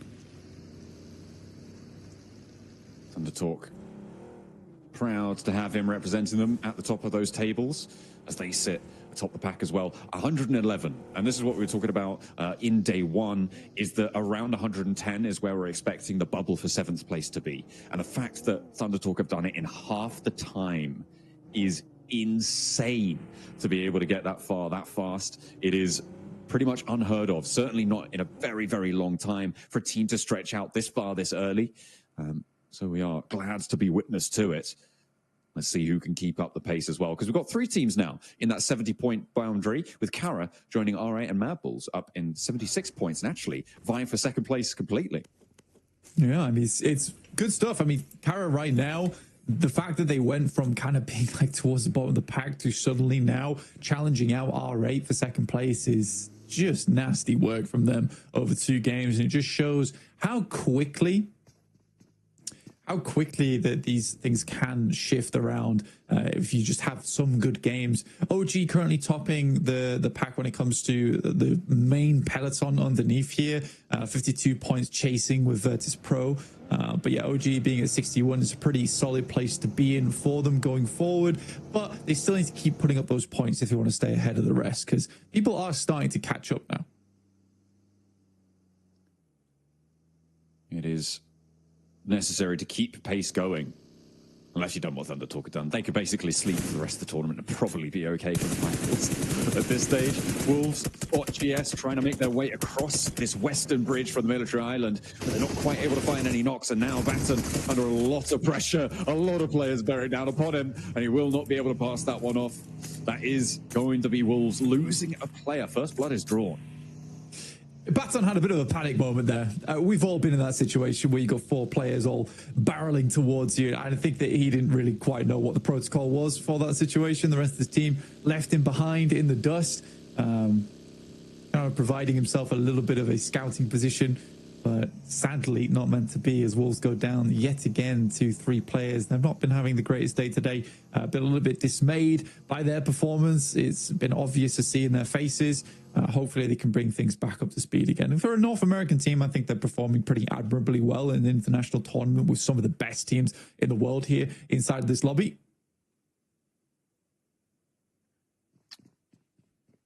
It is a big set of representation to come up against in this lobby. You're right. It's literally the best in the world at what they do here for PUBG Mobile. These are the regional toppers, the teams that came out ahead of everybody else. Everyone here is a champion in their own right. But you have what it takes to be the champion of champions. That's what it's all about here, to get out of the gauntlet and into those finals. GK currently a resounding no for the time being. Yeah, GK currently 16th place right now. It's tough. It is tough. APG not quite living up to their own expectations, because they're in 15th and not 16th after all, with 30 points. Still pretty rough for them. I think for APG, something needs to change. I don't know if I particularly don't think it's going to change here in the gauntlet. I genuinely don't think that they're going to make it into the top 7. I think this type of gameplay is just not on par with the rest of the lobby right now. And it is frustrating to see, because I think a lot of people at home understand that these are some of the best players in the world. And all of them have incredibly high namesakes. But right now, it's just not meshing. It really isn't meshing as they come into contact with Regnum Kaya. Silas looking not to go down early. Quick duck there to get out of the way of the bullets and sent his way. We'll be able to stay alive for just a little bit longer there. The roll up for Silas with the nade, looking to try and find one of Alpha Gaming. Good arc on it, but they've already got away from it.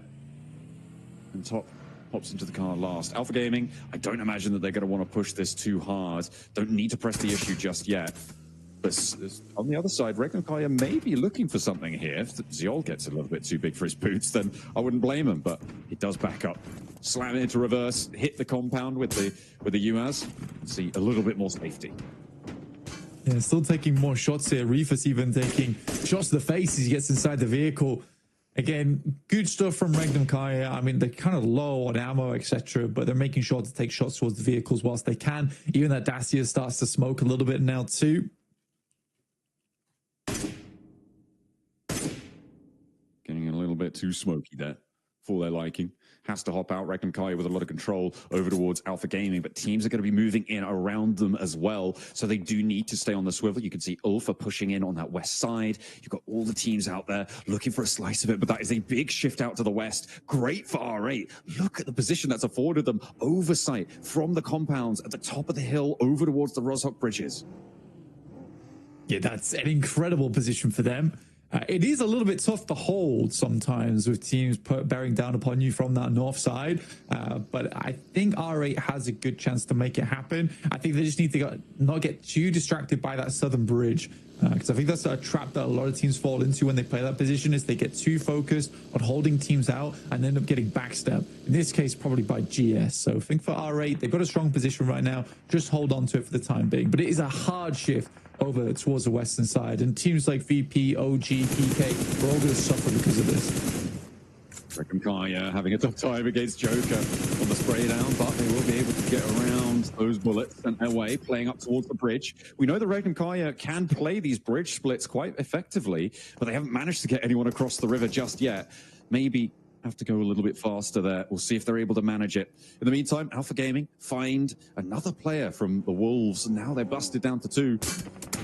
The PMSL America's champions having a tough time of things against one of our, well, currently weaker teams, right? Which is crazy to say that it's Alpha Game.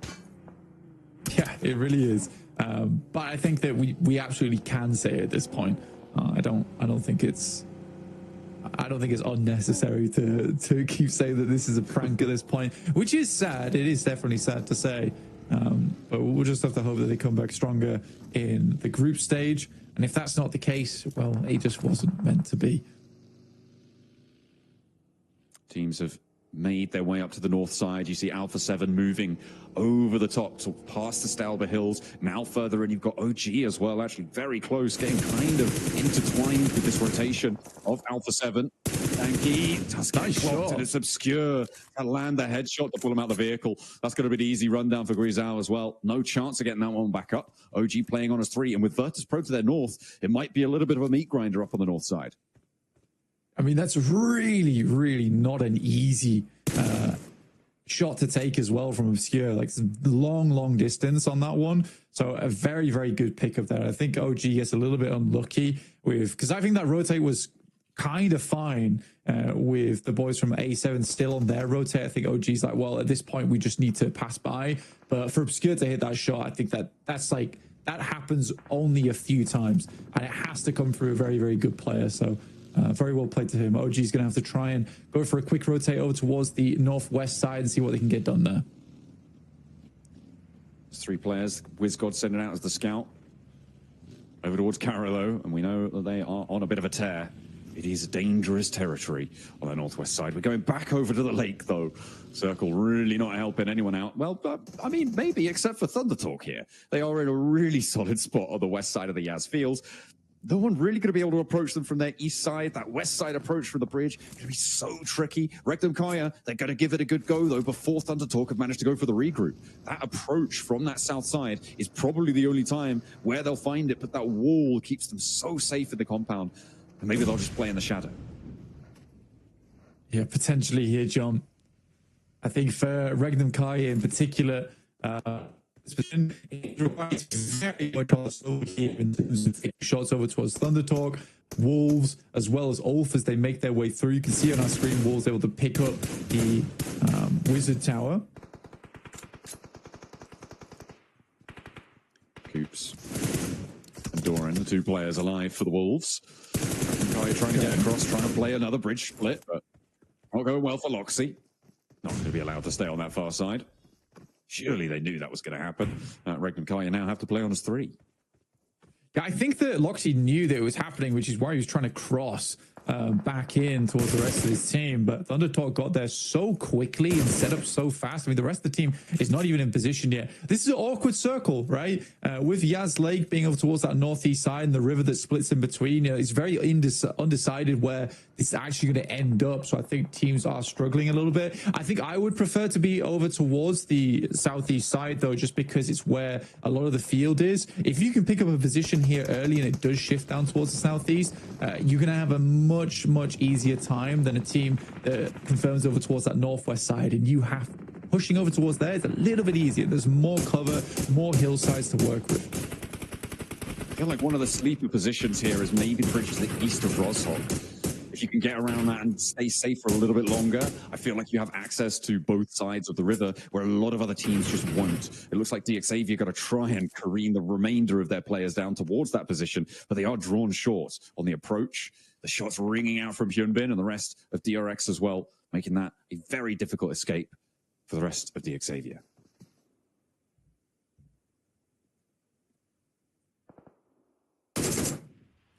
And Paragin trying to stay alive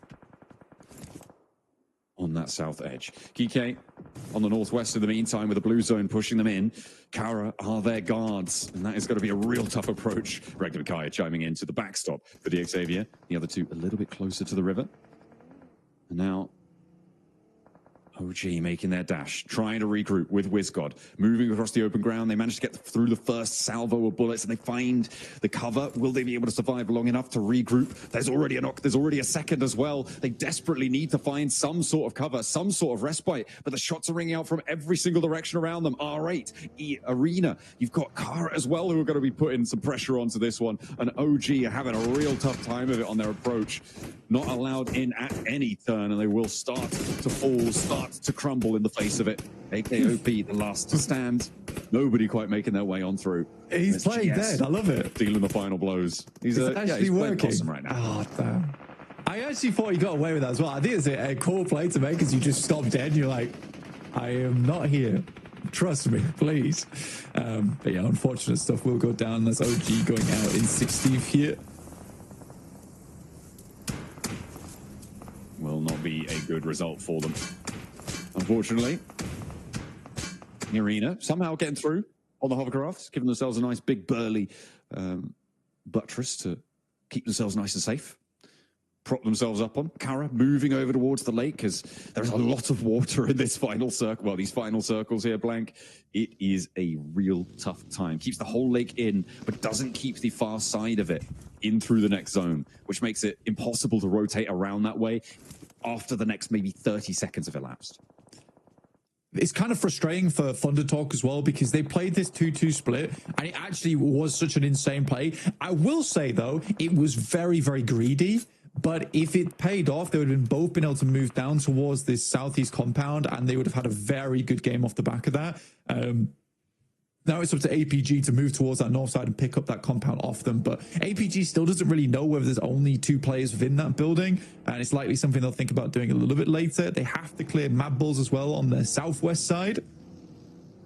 Carrot's still going strong, but only with 2 players also. This is a very, very rough circle to play. And this is exactly why I say that you kind of want to confirm down towards the southeast side. If you were already there, you didn't want to move just because it is so difficult now for teams to find purchase in the circle from the northwest.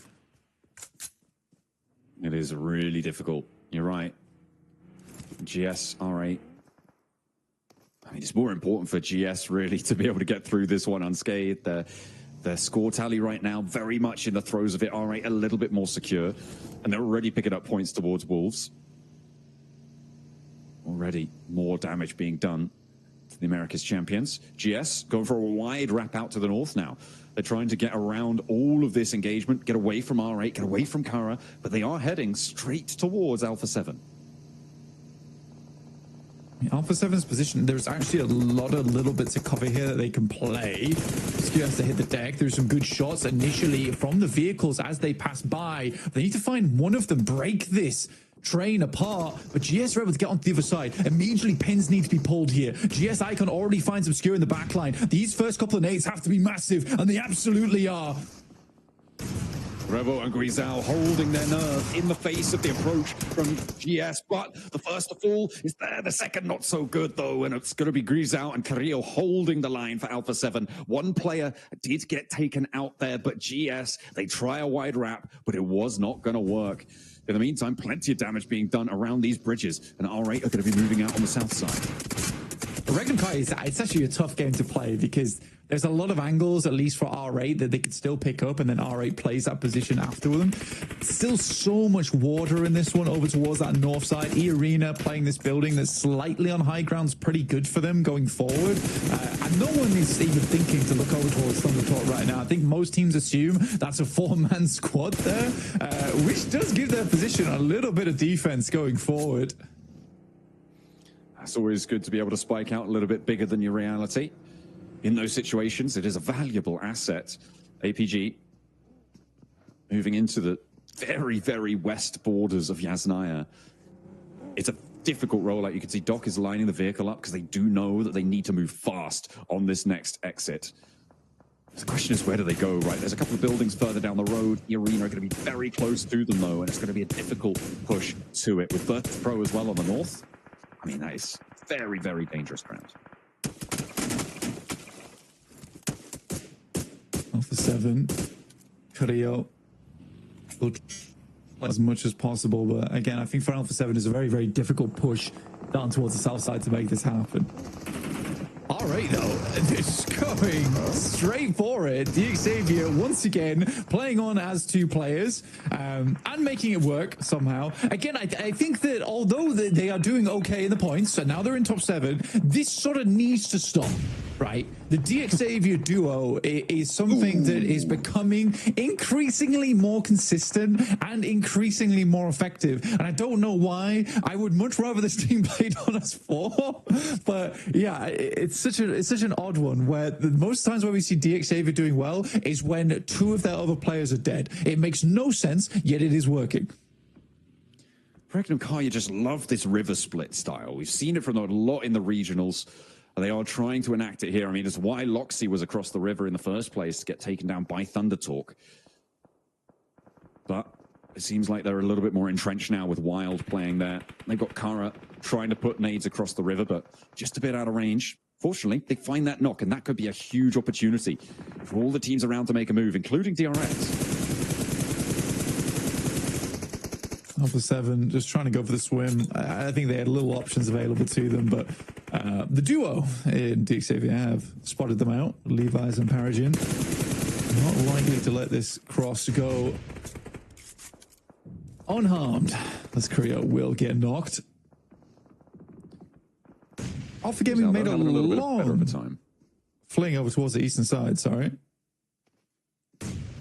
Yeah, it's been a difficult approach, but somehow Doc making that mad dash across the open Yaz fields.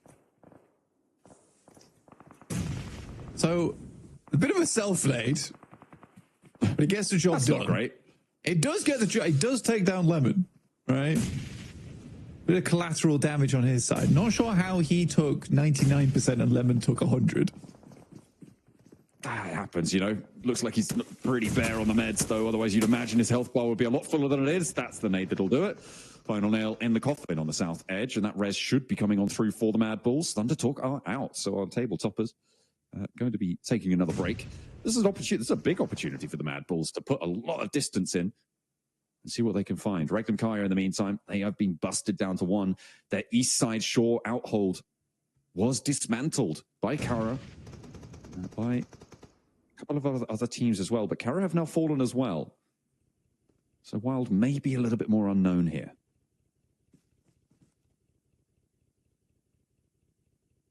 DRX, QXZ, still playing underneath. Regnum Kaya were picked to pieces. Only Wild left remaining, as per usual, as is customary. Alpha Gaming still playing as 4, but it's a rough approach for them. Ooh, he doesn't have too many meds. Look at that. Only the 2 first aids. Doesn't want to overexpend himself. And needed to try and get a re-knock there. Levi's actually chiming in, but a nade bobbles its way over. DRX have to cross, and the blue zone's putting too much pressure on to make this one realistic here. I just don't think they're getting out of it. With Grisao as well on the far side. The nades coming through from the Xavier duo. Oh, it's dastardly. It's mischievous coming through from Paragon and Levi's. They are doing a lot of work for Xavier on this west side. They're up to 5 elims. I know, it's paradoxical, but it works. This is what's happening for Xavier right now. I don't really understand it. I mean, the fact that they're in top 7 is wild to me. But as Pro go down to just 1 player as the arena takes some very big shots towards them, and with Aragon down towards the south side, very unlikely VP gets back up into the picture. Whoa. Good step up from DRX, jumping into the bow from Kaixei to get a separate, different angle. More shots from Xavier, trying to weaken them as much as possible, soften them up for this initial nade that's going to come over the top here.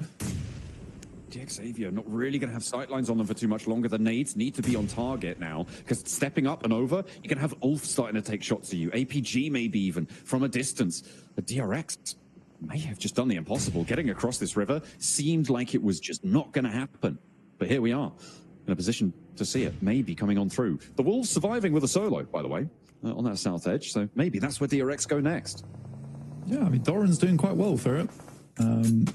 Alpha Gaming got torn apart. I mean, that position they took is not terrible, honestly, and I think Mad Bulls wanted it, but the speed at which they were plucked out of this game was quite astonishing from the Mad Bulls, who finally are having a bit of a resurgence today. It's been slightly less impressive towards the start of the day, some points here and there, but nothing crazy. But from that spot, you have a lot of control over the rest of the lobby. You're mainly just worried about Aragon and E-Arena, but you control these roadsides very well, and as long as that's possible, you have a great game in your hands. They still have to hope for a southeast shift on this one, and then it's very likely to be a Mad Bulls win.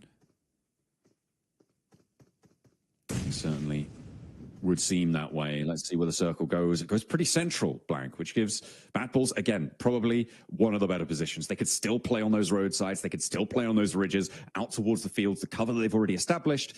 And the teams over towards the west side, I mean, it's a question of who gets the chance to try and move out towards where Ulf are playing.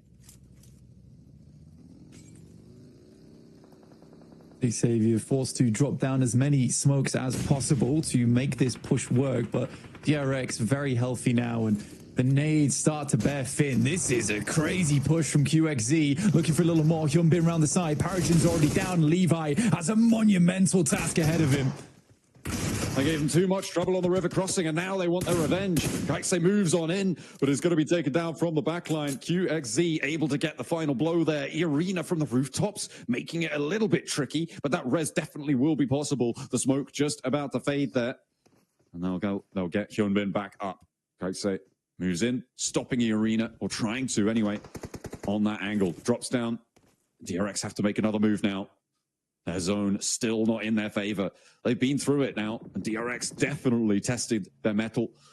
And so far, it's looking pretty shiny. It is. I mean, they have just been in the forge all day, slamming away on the Smith, because this has been a very, very different DRX to what we previously saw earlier. I've been quite impressed with what I've been looking at so far from DRX in these last couple of games. I mean, it was a bit of a weaker start on that chicken dinner, but then they stepped up from there. And I mean, it's always nice to see an interview come through and them stick to the guns from what their plan was, which was to get a little bit more aggressive, understand the lobby a little bit better, and they certainly have done that here. Shots going through over towards Mormon, but this kind of cover is very difficult to deal with, and DRX will need to use smoke to slowly work their way down on this cliff, because eventually this fight between E-Arena and DRX has to conclude. I mean, the fact that Doran's still alive as well for Wolves is pretty crazy, especially given the compound he was sat in seems to be prime real estate. Nobody really had the gumption, though, to go for it. He's been allowed to live for a little bit longer, despite obviously not having that many meds to his name. It is a tough time for Doran on that western edge. Next zone will pop on in. It goes very, very central again, and it keeps the Mad Bulls divots in. It keeps Ulf in, too. This is rough. I mean, this is the exact circle that no one really wanted. I think E-Arena and DRX probably most favored by this one. For the Mad Bulls, they have a very slim amount of area to play with. It depends whether they've got vehicles or not, John, because they could technically swing round the back of E-Arena and play off that. But yeah, it's a difficult push for them. Ulf sends a nade in and will find Pusher off the back of this one. Scarface looking for more, though, as he primes another grenade in the back pocket. Ooh, sends it longer, does tag on to Pusher, but Lemon sails in for the rescue to re-bolster their position. Just making sure that Ulf are a little bit slower on it. There's that second nade, that third nade coming in through as well. Flip looks to try and back off the angle. Lemon draws attention. The res is necessary here for Mad Bulls to make the move. Lemon doing a lot to distract here, but it seems like Scarface is dogging in his pursuit. The nades will not stay away, and Pusher is burnt out. But it was a little bit of a step too far as Joker able to land the shots to Scarface. That is devastating for Mad Bulls on this south side. Losing a play like that is really quite painful. Aaron's still up and available, taking some pot shots, but more nades pouring over the top as the arena starts to realize where they are. DRX down to just one player in QXZ as the rest of the team attempts to crawl back over towards him for some emergency triage. Doran finally falls in 5th place as Ulf remains up and in this game. Arena trying to move through. Tourniquet goes down, and it's now just Joker remaining. DRX playing as a solo as well. If they don't get this res, a nade is being cooked now, and QXZ wants the shot, wants the shutdown, looks for Joker, goes a little bit long with it, but Mormon might not be long for it either. The nade in response, QXZ breaking out wide. In the meantime, the Mad Bulls are making moves too. Ulf in the fight too, and trying to stay alive in and amongst it. Mad Bulls now still have the numbers advantage. The nades, the Molotovs, putting pressure on Arena. But what's going on the south side, Blank? Who's going to be able to take control of that roadside? QXZ looking for the full squad wipe over towards E-Arena. Joker on the low ground, starting to move up. Nade sent long, slightly off target though. Immediately sends another, lets it bubble through. He's just littering the ground with those mines, but is it enough right now? QXZ needs to step up, knows roughly the direction he's coming from. Tourniquet attempting to provide that information back from inside the bush. QXZ extremely low now, needs to step up soon, but Joker might just make it happen with this final nade. In the meantime, Mad Bulls going toe-to-toe with the remnants of Ulf. They are two players standing. Tulika unlikely to get back up here, and they've got the angle. They step up around the side of the tree. The Mad Bulls were able to claim it from the ditch. Ulf could not hold them out. It looks like it might be a little bit ropey for a time there, but they play off one another beautifully, and the Mad Bulls reclaim their spot towards the top of those tables. I mean, for Mad Bulls, what a great way to finish that out. I mean, taking down the entirety of APG in such short order as well on the position that won them the game. I mean, it wasn't even massively advantageous. And I think the thing that does win the game for them is just how long QXZ lives out in that engagement. The amount of knocks he's able to pull through over towards E-Arena as they push towards his position. If not for that, I think Mad Bulls might have had a slightly harder time against a rebolstered E-Arena on that side of the map. But they were so distracted for so long by DRX. Getting that picture line up just perfect. Why not? Make sure you're looking fresh, looking hot. As everyone giving them the mad dog down the lens. Love to see it. Love to see it. No smiles. They're not celebrating. They're just going to do it again. We'll see just what they're able to do as we head over to the analyst desk as well. Represent, had to do it hella big, had to run it back again, light it up, hella big, light it up, gotta do it.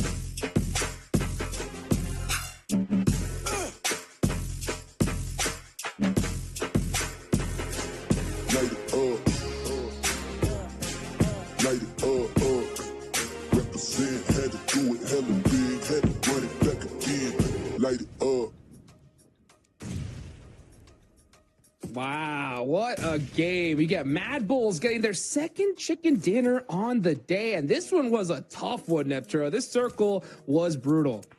It really was, but you know what? I love the way Mad Bulls played this. It was so nice. It was methodical. That's the word I want to use for them right now, because they come up through the south side, but they don't go guns blazing or anything like that. They just keep it slow, keep it steady, use their info, and just are really able to push through and take teams down one by one. I genuinely believe this was a great game, Niptra, from Mad Bulls. I mean, we both agree that the way they executed the mid to late game transition was beautifully executed. I do believe, though, they weren't really fully tested going into this. I feel like no teams were trying to take away good positions out of Mad Bulls' hands, and they were just given strong positions, and they used them to their full potential. I wanted to see other teams try and snatch those positions away. It never happened the entirety of this match, and they just, like, exuded complete control upon this lobby. I mean, look at Lemon. He was an MVP contender of yesterday, and he's once again able to flex out 5 eliminations on his lonesome. This guy is a beast in this Gauntlet stage. Yeah, I really love what he was doing as well with the Ulf player, right? With Scarface trying to grab the nades and trying to get as many elims. And Lemon coming in with the car, just trying to distract as well. Like, just really backing up his teammates as much as he could. I really liked that play from him as well. Beautifully done, beautifully done. You know what? Speaking of plays, though, Max Man, we got to talk about R8, okay? It was... So, right there, they're on the other side of the bridge holding that hill, okay? For those of you guys that don't know, we're talking, we're chatting, right? Okay, what should R8 do? Maybe they should crest up that hillside, possibly challenge, and then kind of go through the water on that end, or should they go into the blue zone through the other side? And then they're just like, nope, pedal to the metal right down the center. What do you think about that, Max? I was hoping they were going to take the eastern bridge of Rozok and go for a wide rotation in the blue onto Mad Balls. That was my guess. This is why I'm saying Mad Balls were not really contested on any position and given for free. But R8, they had a clear path to success. We'll see it possibly at one point during these replays. And they're like, no, how about we go through the meat grinder of the lobby, Niptra? They go to the main bridge in the center, and there was Ulf, there was Rengnam Karya, Deke Xavier, DRX, Kara, and they're like, that sounds like the good option. But it wasn't! What are we doing, R8? There was this way better option here going south into Mad Balls, but unfortunately, I feel like they got a bit narrow-minded here, and that did cost them to go out so quickly. It's not even funny. They just disappeared. Yeah, you know what I would almost have liked better if they did want to go for the crazy play, is just send the vehicles into, not over the bridge, but over the water. Flow over the water, get to the other side, get to the other bank. You're low ground, but at least you don't have 6 teams looking at you. I mean, that would be so much better. Oh, do we see the okay. We should have gone down the middle earlier, right? We should have listened to Max, man. But, you know what? Actually, even though I'm not a fan of the play of sending cars in the water, definitely would have been better than whatever that was. Sorry, I feel like I'm being extra harsh on this, but there were decent options here, and they just got very desperate because maybe they delayed their move too much, and then they go like, oh, we have to do something. We took way too long to make a play, and unfortunately the play they ended up doing, in my opinion, was like the worst option of all. But you know what? It's fine. They're still looking comfortable in the rankings. It's not going to hurt them too much. But at the end of this game, so many cool 1v1 scenarios here. Joke in particular, able to survive and outplay DRX with the nades. A few of them didn't connect, but the last ones did. And that does get them a second place as you go over the recap of the rotates here. And some really interesting rotates moving around the board here, Niptra, this match. Yeah, I really want to... Wait.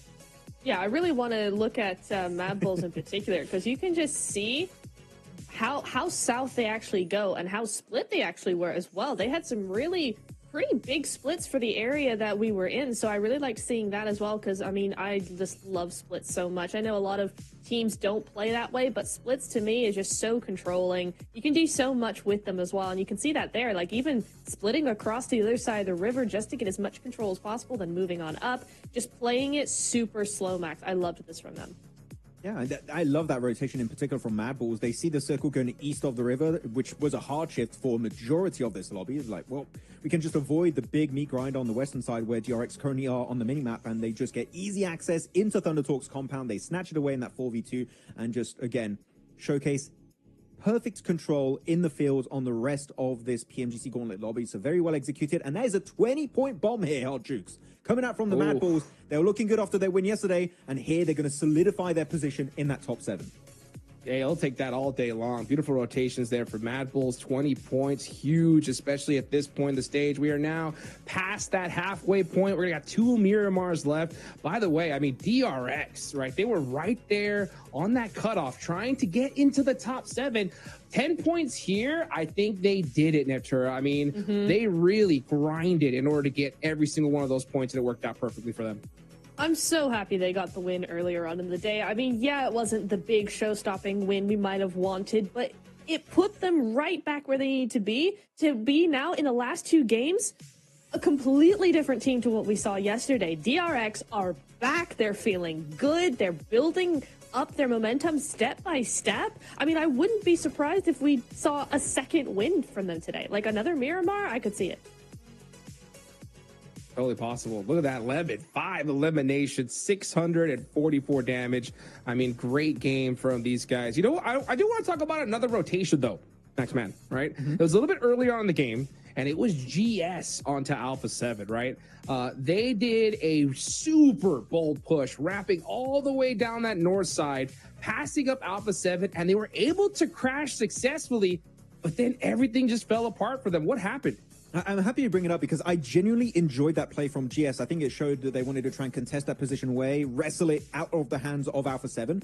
But unfortunately, they get a position which, as we know, Hodrix, they were in nade range, and they just get a little bit complacent, slow things down. But when you're in nade range against Alpha 7, guess what? You don't want to slow things down. And that is going to cost them to go even low on the rankings here, down to 11th position, only 11 placement points, which is quite unfortunate. But top of the rankings, I am happy.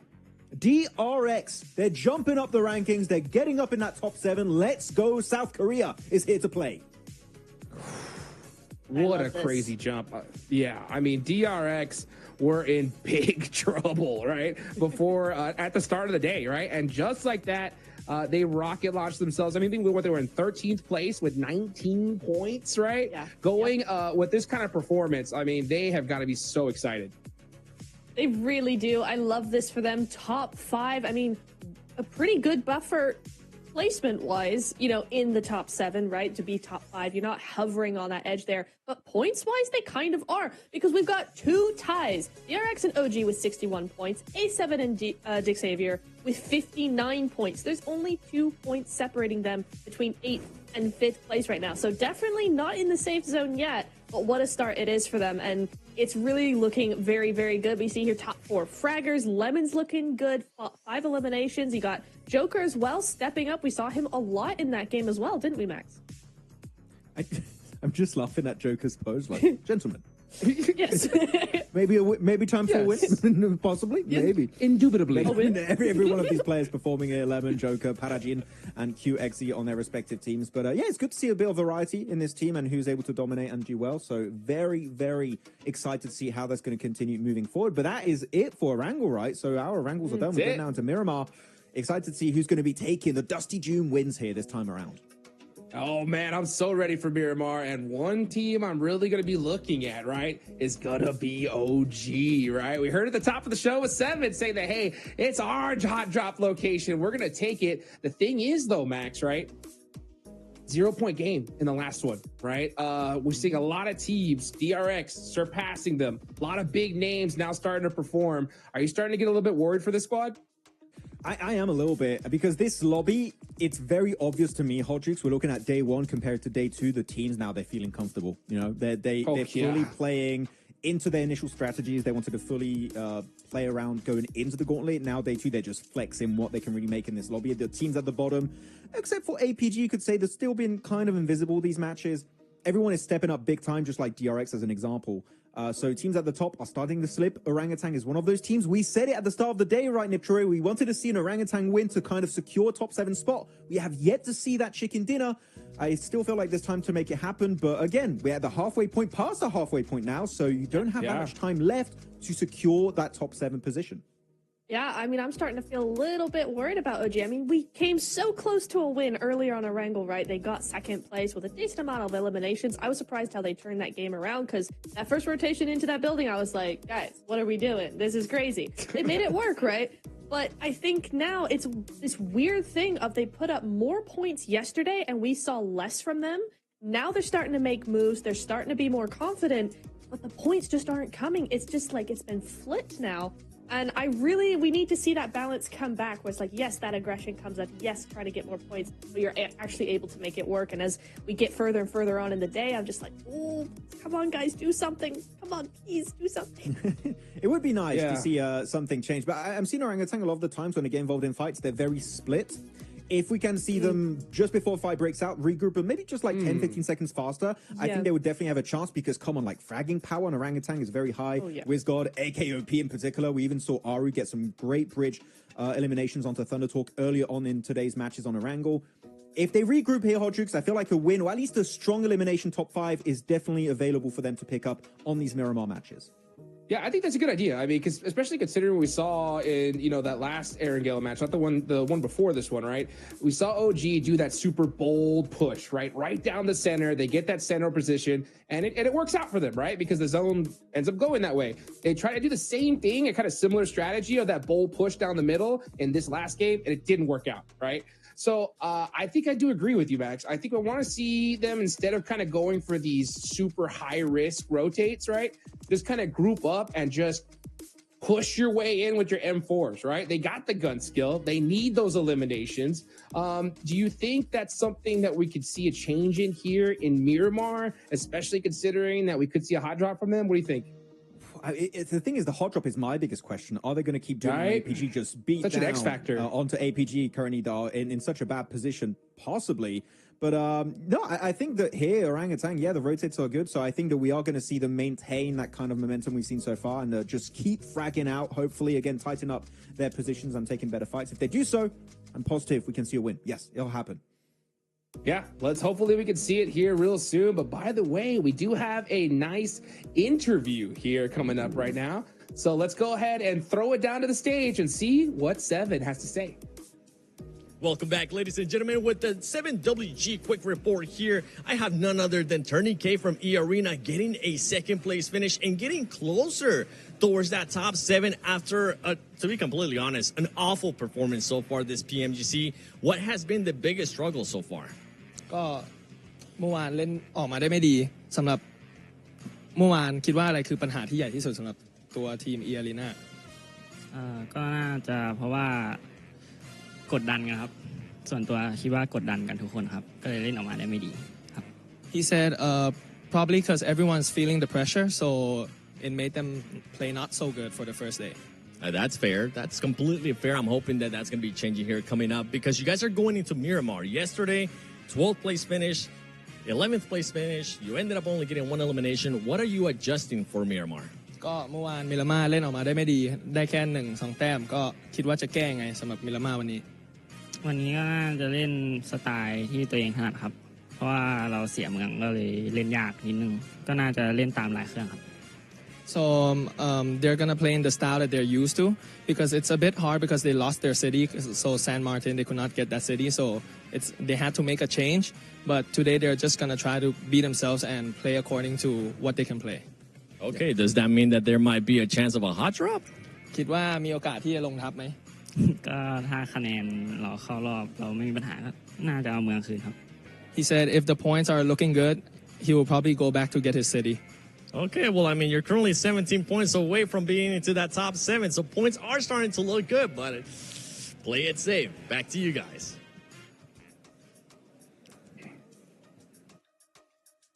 Oh, play it safe or take the risk, Neptura. We're heading into Miramar, 17 points in the top 7. I mean, that is, it's definitely doable. But I don't know. What do you think? What do you think they should do? Play it safe? You go for it? What do you think?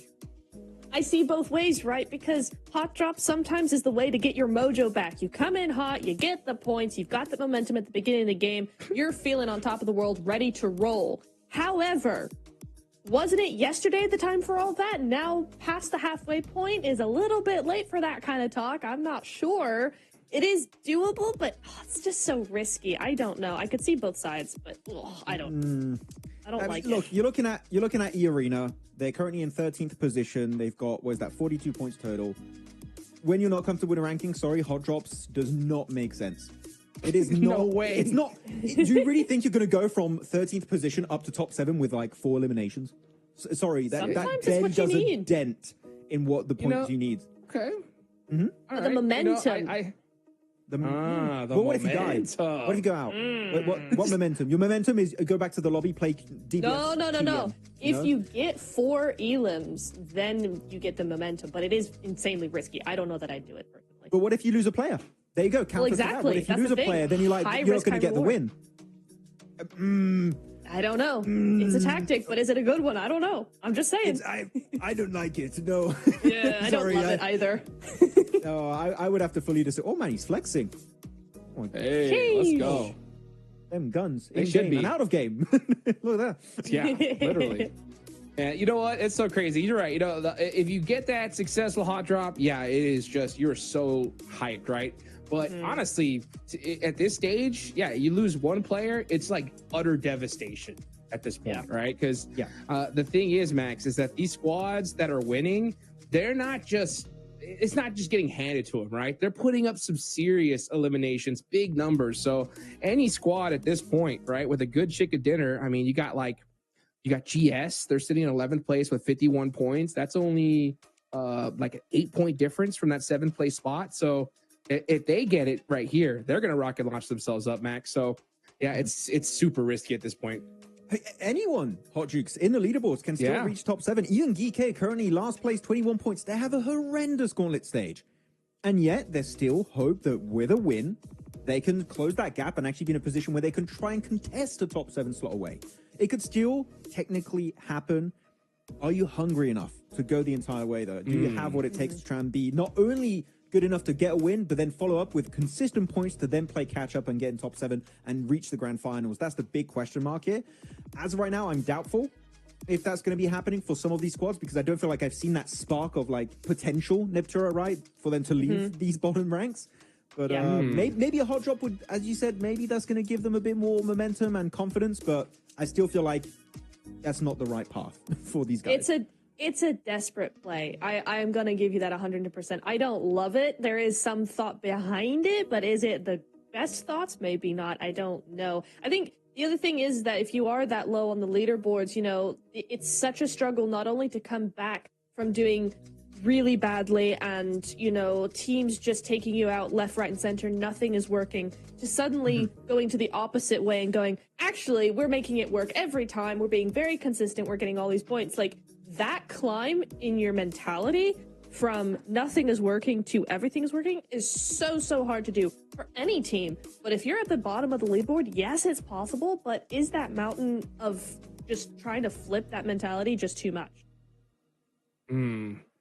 Yeah, that's a big question here. You know, one team that is on that second half of the leaderboard, because that's what I'm looking at right now, because this is where things are really starting to get interesting. You know, it's got to be Regnum Karya, right? I mean, I think we definitely saw a flash in the pan for them today, right? I mean, they had 19 points going into today. Now they have 39. So they put up 20, but they're still 20 points away from 7th place here, Max, man. We know what this squad can do. They're going into Miramar. What do you think their chances are of making it into top 7 by the end of the day with 2 more matches left to go? Not happening. And the main reason why I'm saying that is because Rondo was their best map, right? They got most of their points on Rondo at the start of today, getting that 2nd place up against Thunder Talk and Ulf with high elimination count. And after that, nothing. Literally nothing of value stood out to me regarding Regnum Karya. And we know what these guys can do. They're one of the best teams in the world, and yet nothing of value has been showcased today. So I would love to see Miramar be a good game for them, Hodrix, but unfortunately, if I go on past performances, Miramar is not really a map that stands out to me as like the Regnum Karya map. It used to be Erangel. Erangle's done. You got 2 Miramars back to back. I don't think they're going to be top 7. If they're going to get there, it will be tomorrow. That's my guess. Yeah, well, let's see if it's going to be tomorrow or now. Tomorrow's going to be absolutely crazy. So these next 2 matches are so crucial. 7 spots left to go. Who's going to go and grab them? Let's find out as we take it on over to John Allen.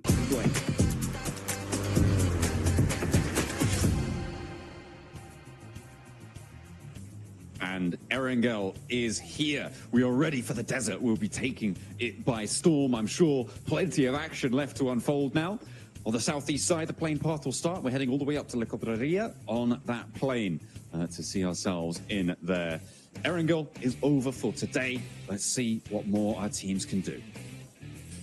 Indeed. So a bit of a larger map to be playing around with. We've seen some teams have a big resurgence from yesterday. Kara in particular, Thunder Talk. Basically, I think after they reached 100 points, they pretty much just slowed things down in a big way.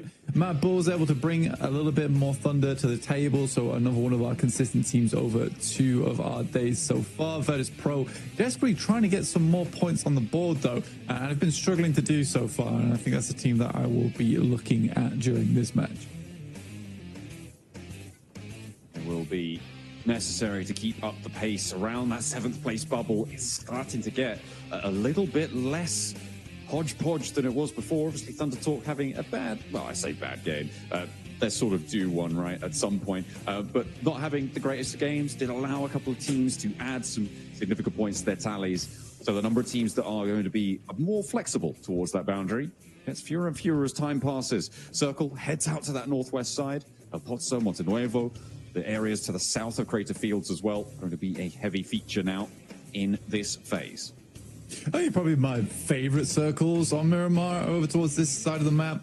I enjoy a lot of the high ground gameplay as well as some of the Montenuevo finishes, El Pozo finishes, and those are always really fun to watch. And there's some decent terrain to play around, and it's quite tactical in terms of the approach that you need to make of where you're rotating, because there is slightly less areas to cut yourself off from other squads other than this northern side of the map.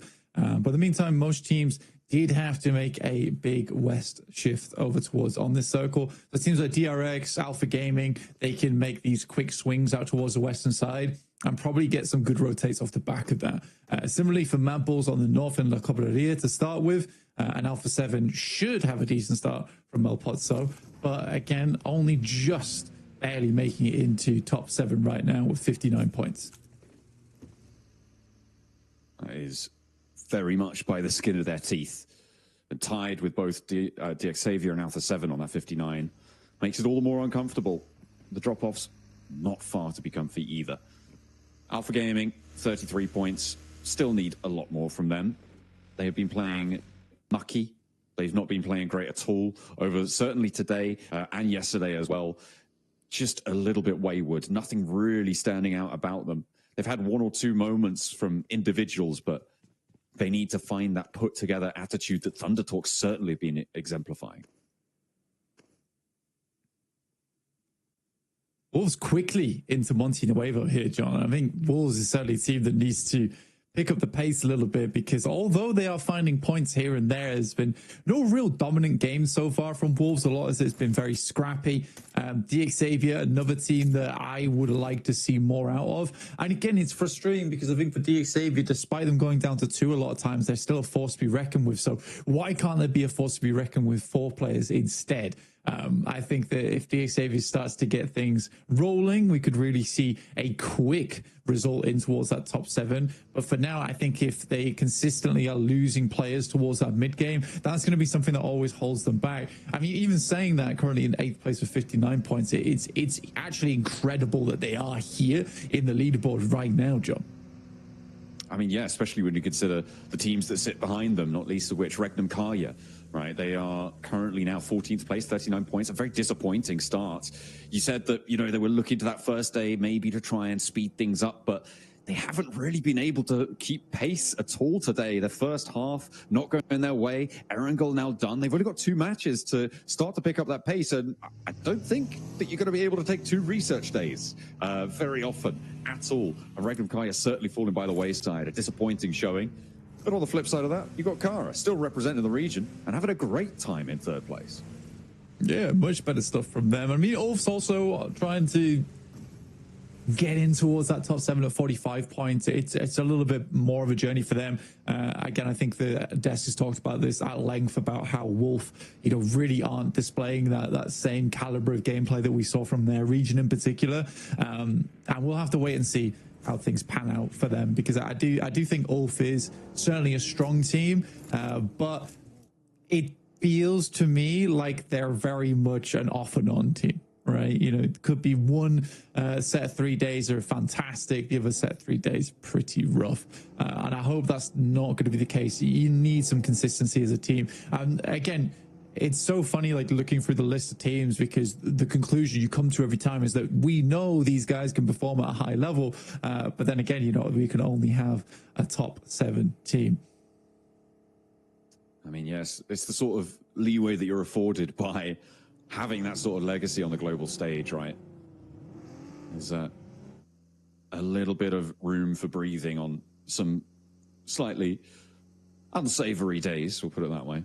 Virtus Pro, though, it feels like Virtus Pro, I mean, you're talking about, you know, needed to step up that pace. Virtus Pro, it feels like they'd be doing much better than they've actually put the points up for, right? I feel like I'm seeing them quite a lot in these late games, but they are having several catastrophic results. They're not having the floor level of their performance rise high enough to match where we're seeing them in the later parts of these games. I mean, early mid-game rotations, pretty damn good from Virtus Pro usually. It's those mid to late game that are actually like what is causing them such grief at the moment, where they'll go out around about 19, 18 minutes into the game, but because they haven't really got too many eliminations and placement points haven't kicked in yet, they just don't get a whole lot out of it.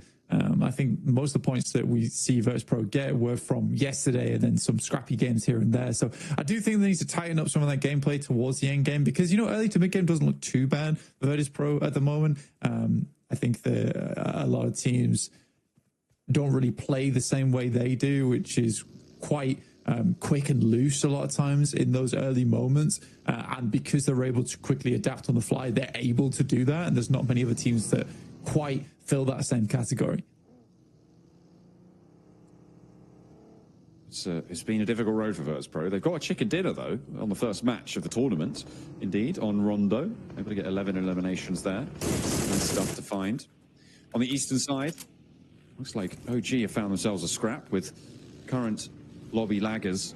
Geeke, they are very much behind everyone else by quite a margin now, as teams start to accelerate away from them. And in fact, OG are going to accelerate away from that position as well. They want to get a little bit closer, more stuck in, maybe over towards Thundertalk. Getting stuck in, though, is GS, as Alpha Gaming have 2 players on the hold. GS are going to take the opposite house. They're not going to go full crash on this. And actually, that's going to allow APG to regroup. And Top maybe actually finding a shutdown. Yeah, it's not a bad shot. You also have DXavier chiming in at a distance over towards DS. 3, and I think that you have DXavier maybe able to carve out a little bit of land there. Yeah, that's an awkward one. You really got to get 2 players up. And I think that the coordination has gone to pot here for GS just because of that outside sight line coming through from DXavier on this engagement. The circle's going to pop as well very soon. Regnum Kaya have oversight on this as well as DXavier. This full compound is on surround. A hard west shift. It's speed now that is of the essence for teams looking to try and hold this western side. Alpha 7 primed and ready to rotate into the west. Regnum Kaya as well could give the slip to Montenuevo, try and get out there nice and quickly. But they may want to stick around and pick up a point or 2 here. I would say that that might be a mistake, though, as other teams are definitely not going to waste any time. Yeah, Wolves getting a very good start to the game here, starting in Montenuevo and now being able to set a little bit over towards the west. We've got a lot of unplayable terrain in this one over towards the western side. That cuts out quite a bit of the circle itself. And you also have like that nasty terrain on the western side. And APG finally is able to put an end to GS there, taking down Jafar. Reaper straight back into the fire though, which is not great. DXavier in the meantime just taking shots over towards the vehicles, but they know better than everyone else that they need to get a move on. They're currently behind APG in the queue towards the circle. So whilst APG is getting reset and ready to go, they're going to take a quick rotate, probably down towards the south past Ladriera, I'd imagine. It's a very difficult set of rotates for the teams on the east, getting through Old Pozzo on the north side. Montenuevo, a bit of a roadblock on that east. It's actually a very treacherous approach to the centers areas of this circle. I wouldn't be too surprised to cut a lot of teams out, even here in stage 2, and not really be able to make it. Either that, or we'll see 3 or 4 teams in Montenuevo and El Pozzo. Kara currently lining up towards the concretes on the north side. Not a bad spot either. I actually quite like this position on the map for Kara. It is a bit awkward where you can't really play it on the rooftops too much because there is sightline from the eastern edge. But in terms of position to just play out the rest of the game, it certainly works that way. And a lot of this circle is based on basically survival towards those final moments of the match, because it is quite awkward at times. It depends if it moves down towards the south side, in which case that area becomes a little bit more of a hot spot. But right now for Kara, I think this is a safe position to play. They've got a decent chunk of it. Arena as well, with a high ground out to their west, a little bit less maneuverable, but potentially more profitable if they're able to find those shots, to find those angles onto the teams, trying to find any remnant of cover that is remaining on this one. PK, they have the point to the north of Montenuevo right now, under control against Ulf, but Ragnarok going to be backed off and will fold back in with the rest of his team. Meanwhile, on the southeast side, you got Alpha Gaming, with OG approaching. A big split again for Alpha Gaming. They are not close to one another. Oh, a little bit of a trouble on the road there. But they do manage to extricate themselves from one another, keeping themselves nice and tidy on it. A big, whoa, hang on a minute. He's all the way up the top there. I was wondering, let's drop off there, but no, he's climbed all the way up. And now Aragon sat on his mighty perch. Gonna take shots down. Yeah, I mean, wow, you got up there and now you're immediately leaving. Okay, interesting. Wasn't worth it to him, apparently. doesn't take too much fall damage, at least with this next circle moving away. Again, that spot would have been really good if this shifted hard over towards the western side. And I think Virtus Pro, you try and take the gambles where you can. In this case, they're already on the western side of the circle, so you may as well try and take high ground off the back of it. In the meantime, circle moves a little bit more comfortably towards the center here. There is really awkward ground over towards the western side of Regnum Kaya, which is dead center, by the way, which is very, very open. But I think the Regnum Kaya could get some decent results off the back of this game. I also like where the Xavier is currently playing on the high ground just on La Driera, watching as teams rotate in from that southeast edge. Yeah, it's going to be a real roadblock on that south side. You're right. It's going to force teams like OG, like Alpha Gaming to go through a city which is already starting to get pretty packed, or try and go over a ridgeline out in the open. Ulf have spotted a player from R8, Aaron able to find that shot, find that shutdown. R8, one by one almost, are leaving their buildings here. They flex the player out now to try and combat on this high ground, but it's just not really too many easy positions to try and take against it. The arena, they've descended from the mountaintops and then now up to the Mad Bulls to try and slow them down. Lemon under a lot of pressure here. The team sallies forth to go for the rescue. Kara chiming in too, and they're getting lit up for the arena. Yeah, Arena backed off that position, and Mad Bulls will take the advantage on that one. Nades have to keep pouring through from the arena to keep Mad Bulls at bay, but there are shots from up on high. That's from the Wolves already, finding good value off of this position. Kara did send out one outpost towards a longhouse on their south side, and because this fight is taking place, they might be able to get the rest of the team towards there, which is a little bit more central, a little bit more playable for them as well, as opposed to those concretes on the northwest. And there's about 5 teams in these cracks and crenellations right now on the rocky outcrops here, trying to survive like insects in the desert sun, scuttling from one bit of shade to the next, seeing if they can weather the onslaught from Kara, from Regnum Kaya, if they get a look at as well. Wolves up top a little bit less worried, but still in danger. Circle will appear in 20 seconds. We'll know just where we're going. Who's going to have that advantage? North, south? Is it going to go out to the really horrible western part of this circle? We'll have to wait and see. You see here, there's this valley that cuts through the center of the circle. It's just really awkward to play. All finding one on the side of the map here. That's over towards R8, I believe. Tough engagement for R8, really stuck down the hillside here, and slowly but surely more and more damage pours through, and R8 will be going down. Ulf will live this one out, but still lose one player in the process. That's all the way on the northeast side of the map, so they've still got to cut through many, many teams here. But yeah, this circle being so central does cut a lot of teams out right now. OG able to find a position just underneath La Driera in the longhouse, which should keep them safe for a while. I mean, leaving there is going to be slightly difficult as they push over towards Thunder Talk's position. But because it's so messy on this side of the map, OG might be able to find themselves a little position or a little route to get through. We'll wait and see how they want to play that one out, though. Alpha Gaming rolling, barrel rolling in towards Geeke and finding a knock to start things off. That was stylish. Okay. Looking for more as well. There's no re-knock found so far, but Yol and Top try to go in. Nah, it's under guard, under lock and key. You're not getting past them. Nerzed will be safe for now, but Reefus had more success on his angle, on his approach. APG down to just one player now. It is just Reefus alive for them on the roll-up. Will be able to get a house all to himself, and PK actually surviving as 3 here. Looking for the heals to come on through. Excellent work to hold that one down. Nerzed thought he was gonna, but no, he had a savior. Ragnarok, though, wants to try and force his team to save another person as he charges in on his own. Yeah, it's just another curious crash with really no setup whatsoever other than the barrel roll, I suppose you could call it. And I think APG is just trying to win out these fights. It's a lot of ego challenges from Alpha Gaming. I don't know how far that's going to take them. In this gauntlet, at least, not very. I am slightly confused by that one. Did not feel like an international level play.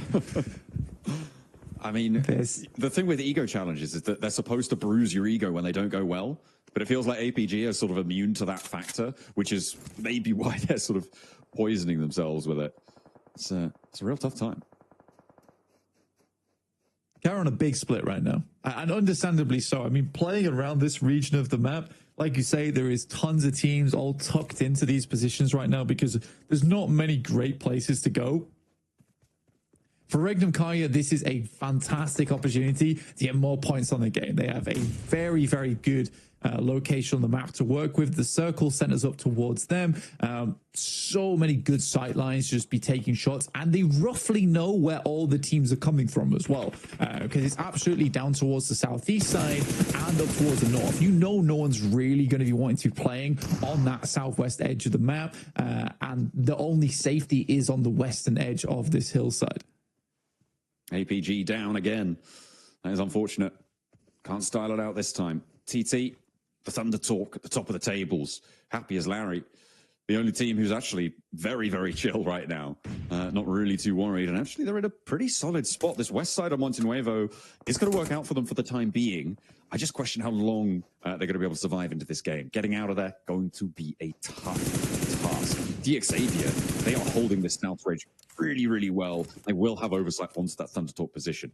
The approach is on every other angle, though, incredibly packed with players.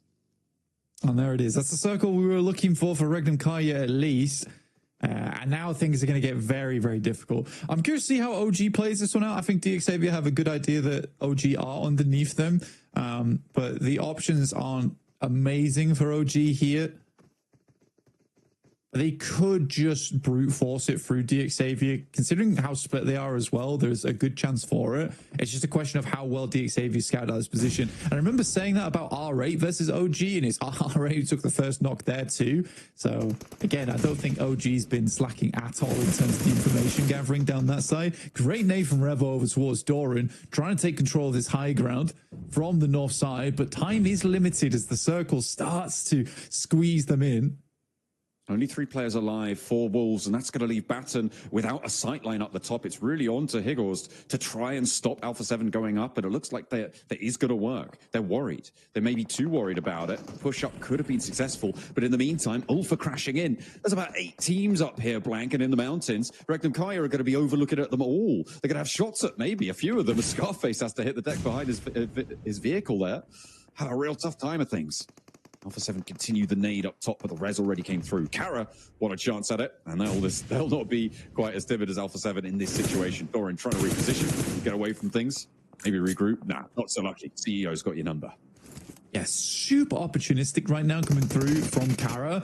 This is a great moment to make this push over towards the top side. They waited for a team to start taking shots and split the attention of Wolves. Then when Wolves were looking both ways, that's when Kara looks to cross. Very, very good stuff from them. Now sending nades down the hill. Marso's also got an outpost towards the front side of things. This has been very, very calculated so far from Kara. Super clean from them. In the meantime, OG attempting to brute force it basically through DXavier, but struggling slightly on that side of things. And time is only running out for them down the southeast side of the map. I mean, DXavier are going to have to move as well. And the teams on the north, not as necessary for them to try and shunt on in, but it is so prickly on this northern edge. So many teams, as I said before, like desert insects scuttling around this hilltop. Having a really rough time of it.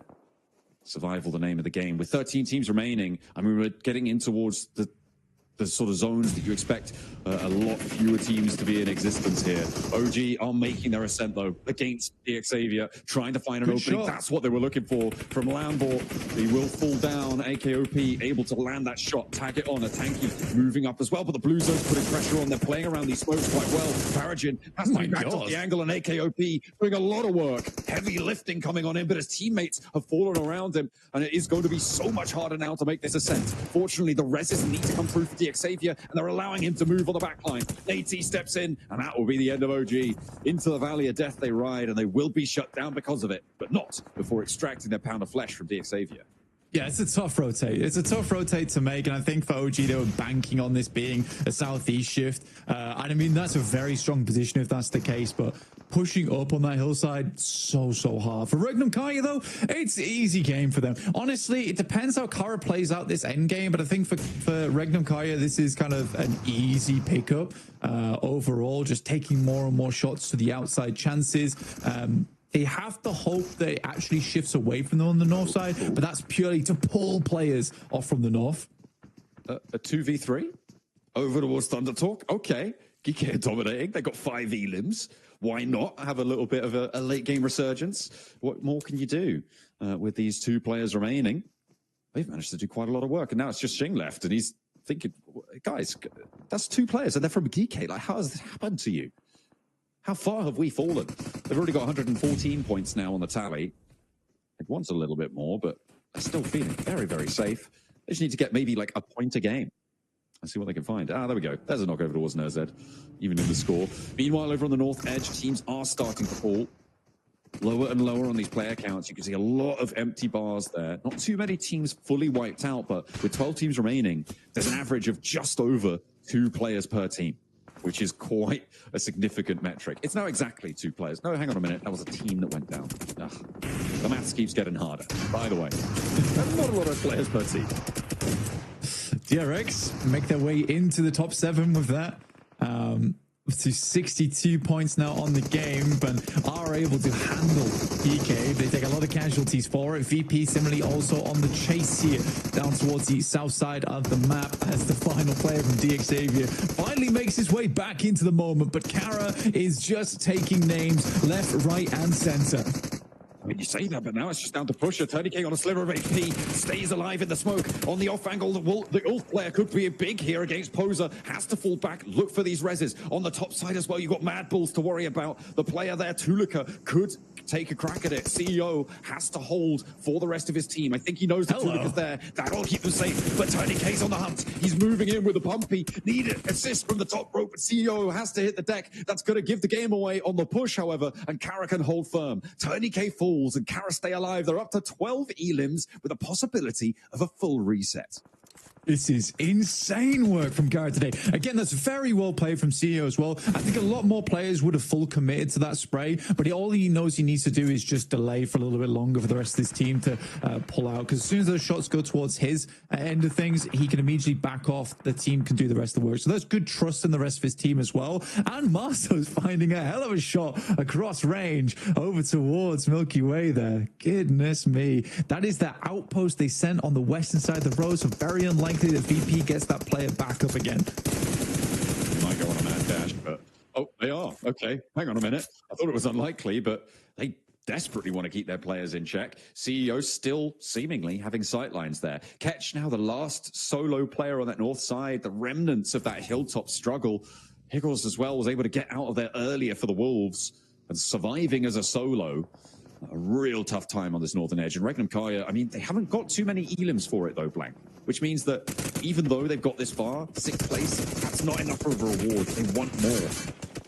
Yeah, they basically need to get first place from this position, and it is a first place position too. Nade over the top, quick bubble, underarm, easy peasy, 13 elims added to the tally now for Kara. A hard push ahead of them over towards Regnum Kaya though, but Marso doesn't seem to think so, as he immediately sends shots down range over towards Regnum, keeping them at bay for the time being, carrying them off this spot.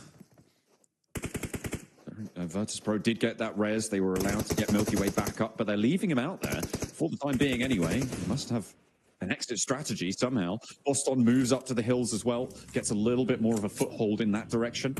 I'm wondering what DRX are going to have to say about that, because they're going to have to run out, and they may be able to spot. Shots over towards VP. You have to make this rotate now, and I think it was a little bit dangerous for them to actually try and get Milky Way back up again, as the circle was going to enclose. But I think they just about get a player back into position, but Voston immediately taken down. Milky Way flushed by Silas, and Kara's just sending it, dude.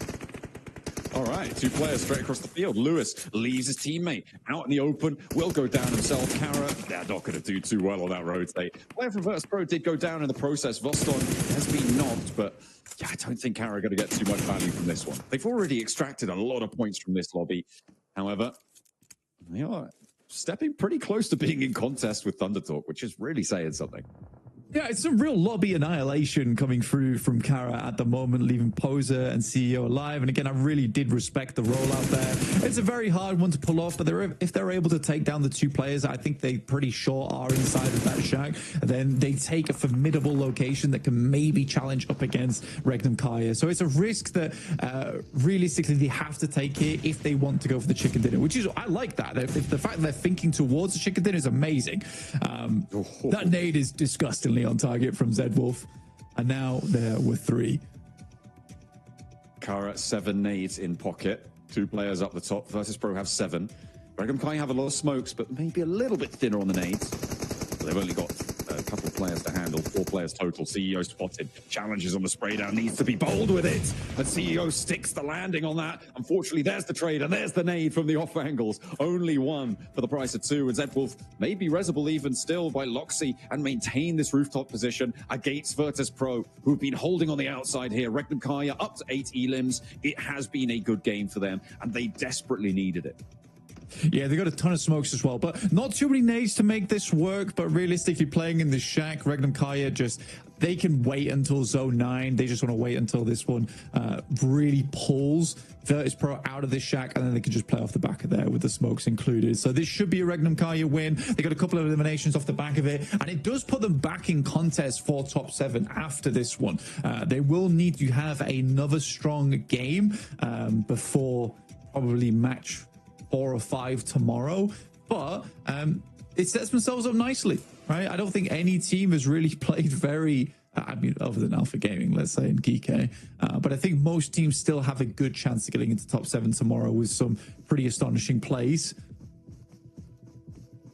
Yeah, it is still an open door for quite a few teams. Regnum Kaya maybe just about squeaking in by the skin of their teeth here, but Virtus Pro, they're close to the bubble too. They have been chasing for a while. We were talking about how they didn't really find their way through into these later stages. Those mid games were a real struggle for them, but they managed to get all 4 players in. This hold has been difficult. Malloy going down is going to make this close down nigh on impossible for Virtus Pro. It is a 1v4 now for Aragon, unless he spends the time to get Malloy back up. But those nades now starting to run dry. Zedwolf breaking out wide. They've got all the angles they could possibly wish for, and it is going to be a swift little peek out there from Wild in the ghillie suit. The desert camo working wonders, and Regnum Kaya closed down a 10 elimination chicken dinner, 20 points on the match.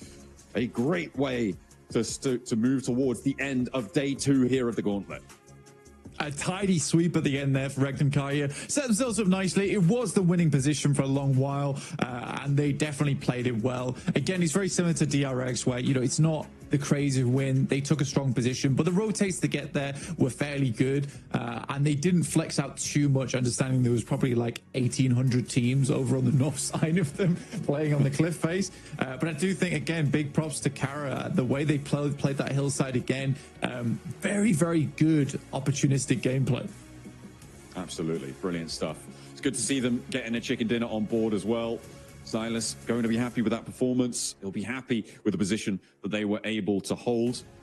And they made it work for themselves. Obviously, that north side, as you said before, really, really treacherous for so many teams. And they just held their nerve. They didn't need to push out. They knew the mess that was unfolding. A lot of it because of the lay of the land, right? The cities that sat around it forced teams to go around Del Pozzo. Yeah, it's so tough, and especially when it moves over towards that unplayable terrain anyway, teams don't really want to go on that bottom side. But Regnum Kaya with a nice, clean win.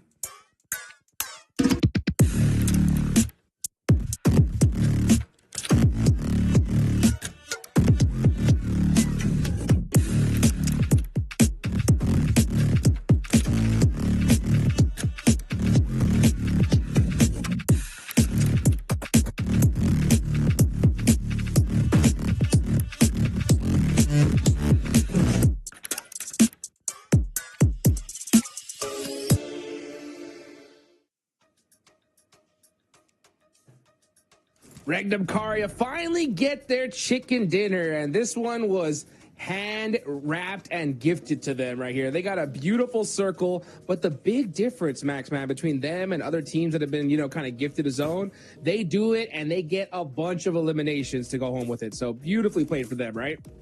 Yeah, I mean, they were like, 8 eliminations, it's not enough. We need more.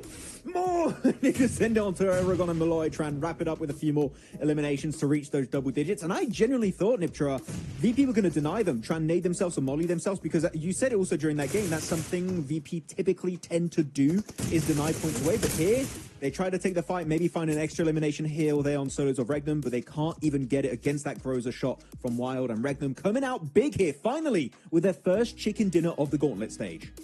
I mean, all I can say is it's about time, right? I mean, this team's given us a heart attack 1 or 2 times. Like, just guys, come on. We know you can do better than this. And they do end up grabbing the win. I do think maybe VP were going to try and do something about that, try and steal the win. Maybe they were counting maybe Regnum or going to maybe push 1 by 1, something like that. But nah, Regnum too good for that. They're going to go and make sure that they get that win because it's so desperately needed.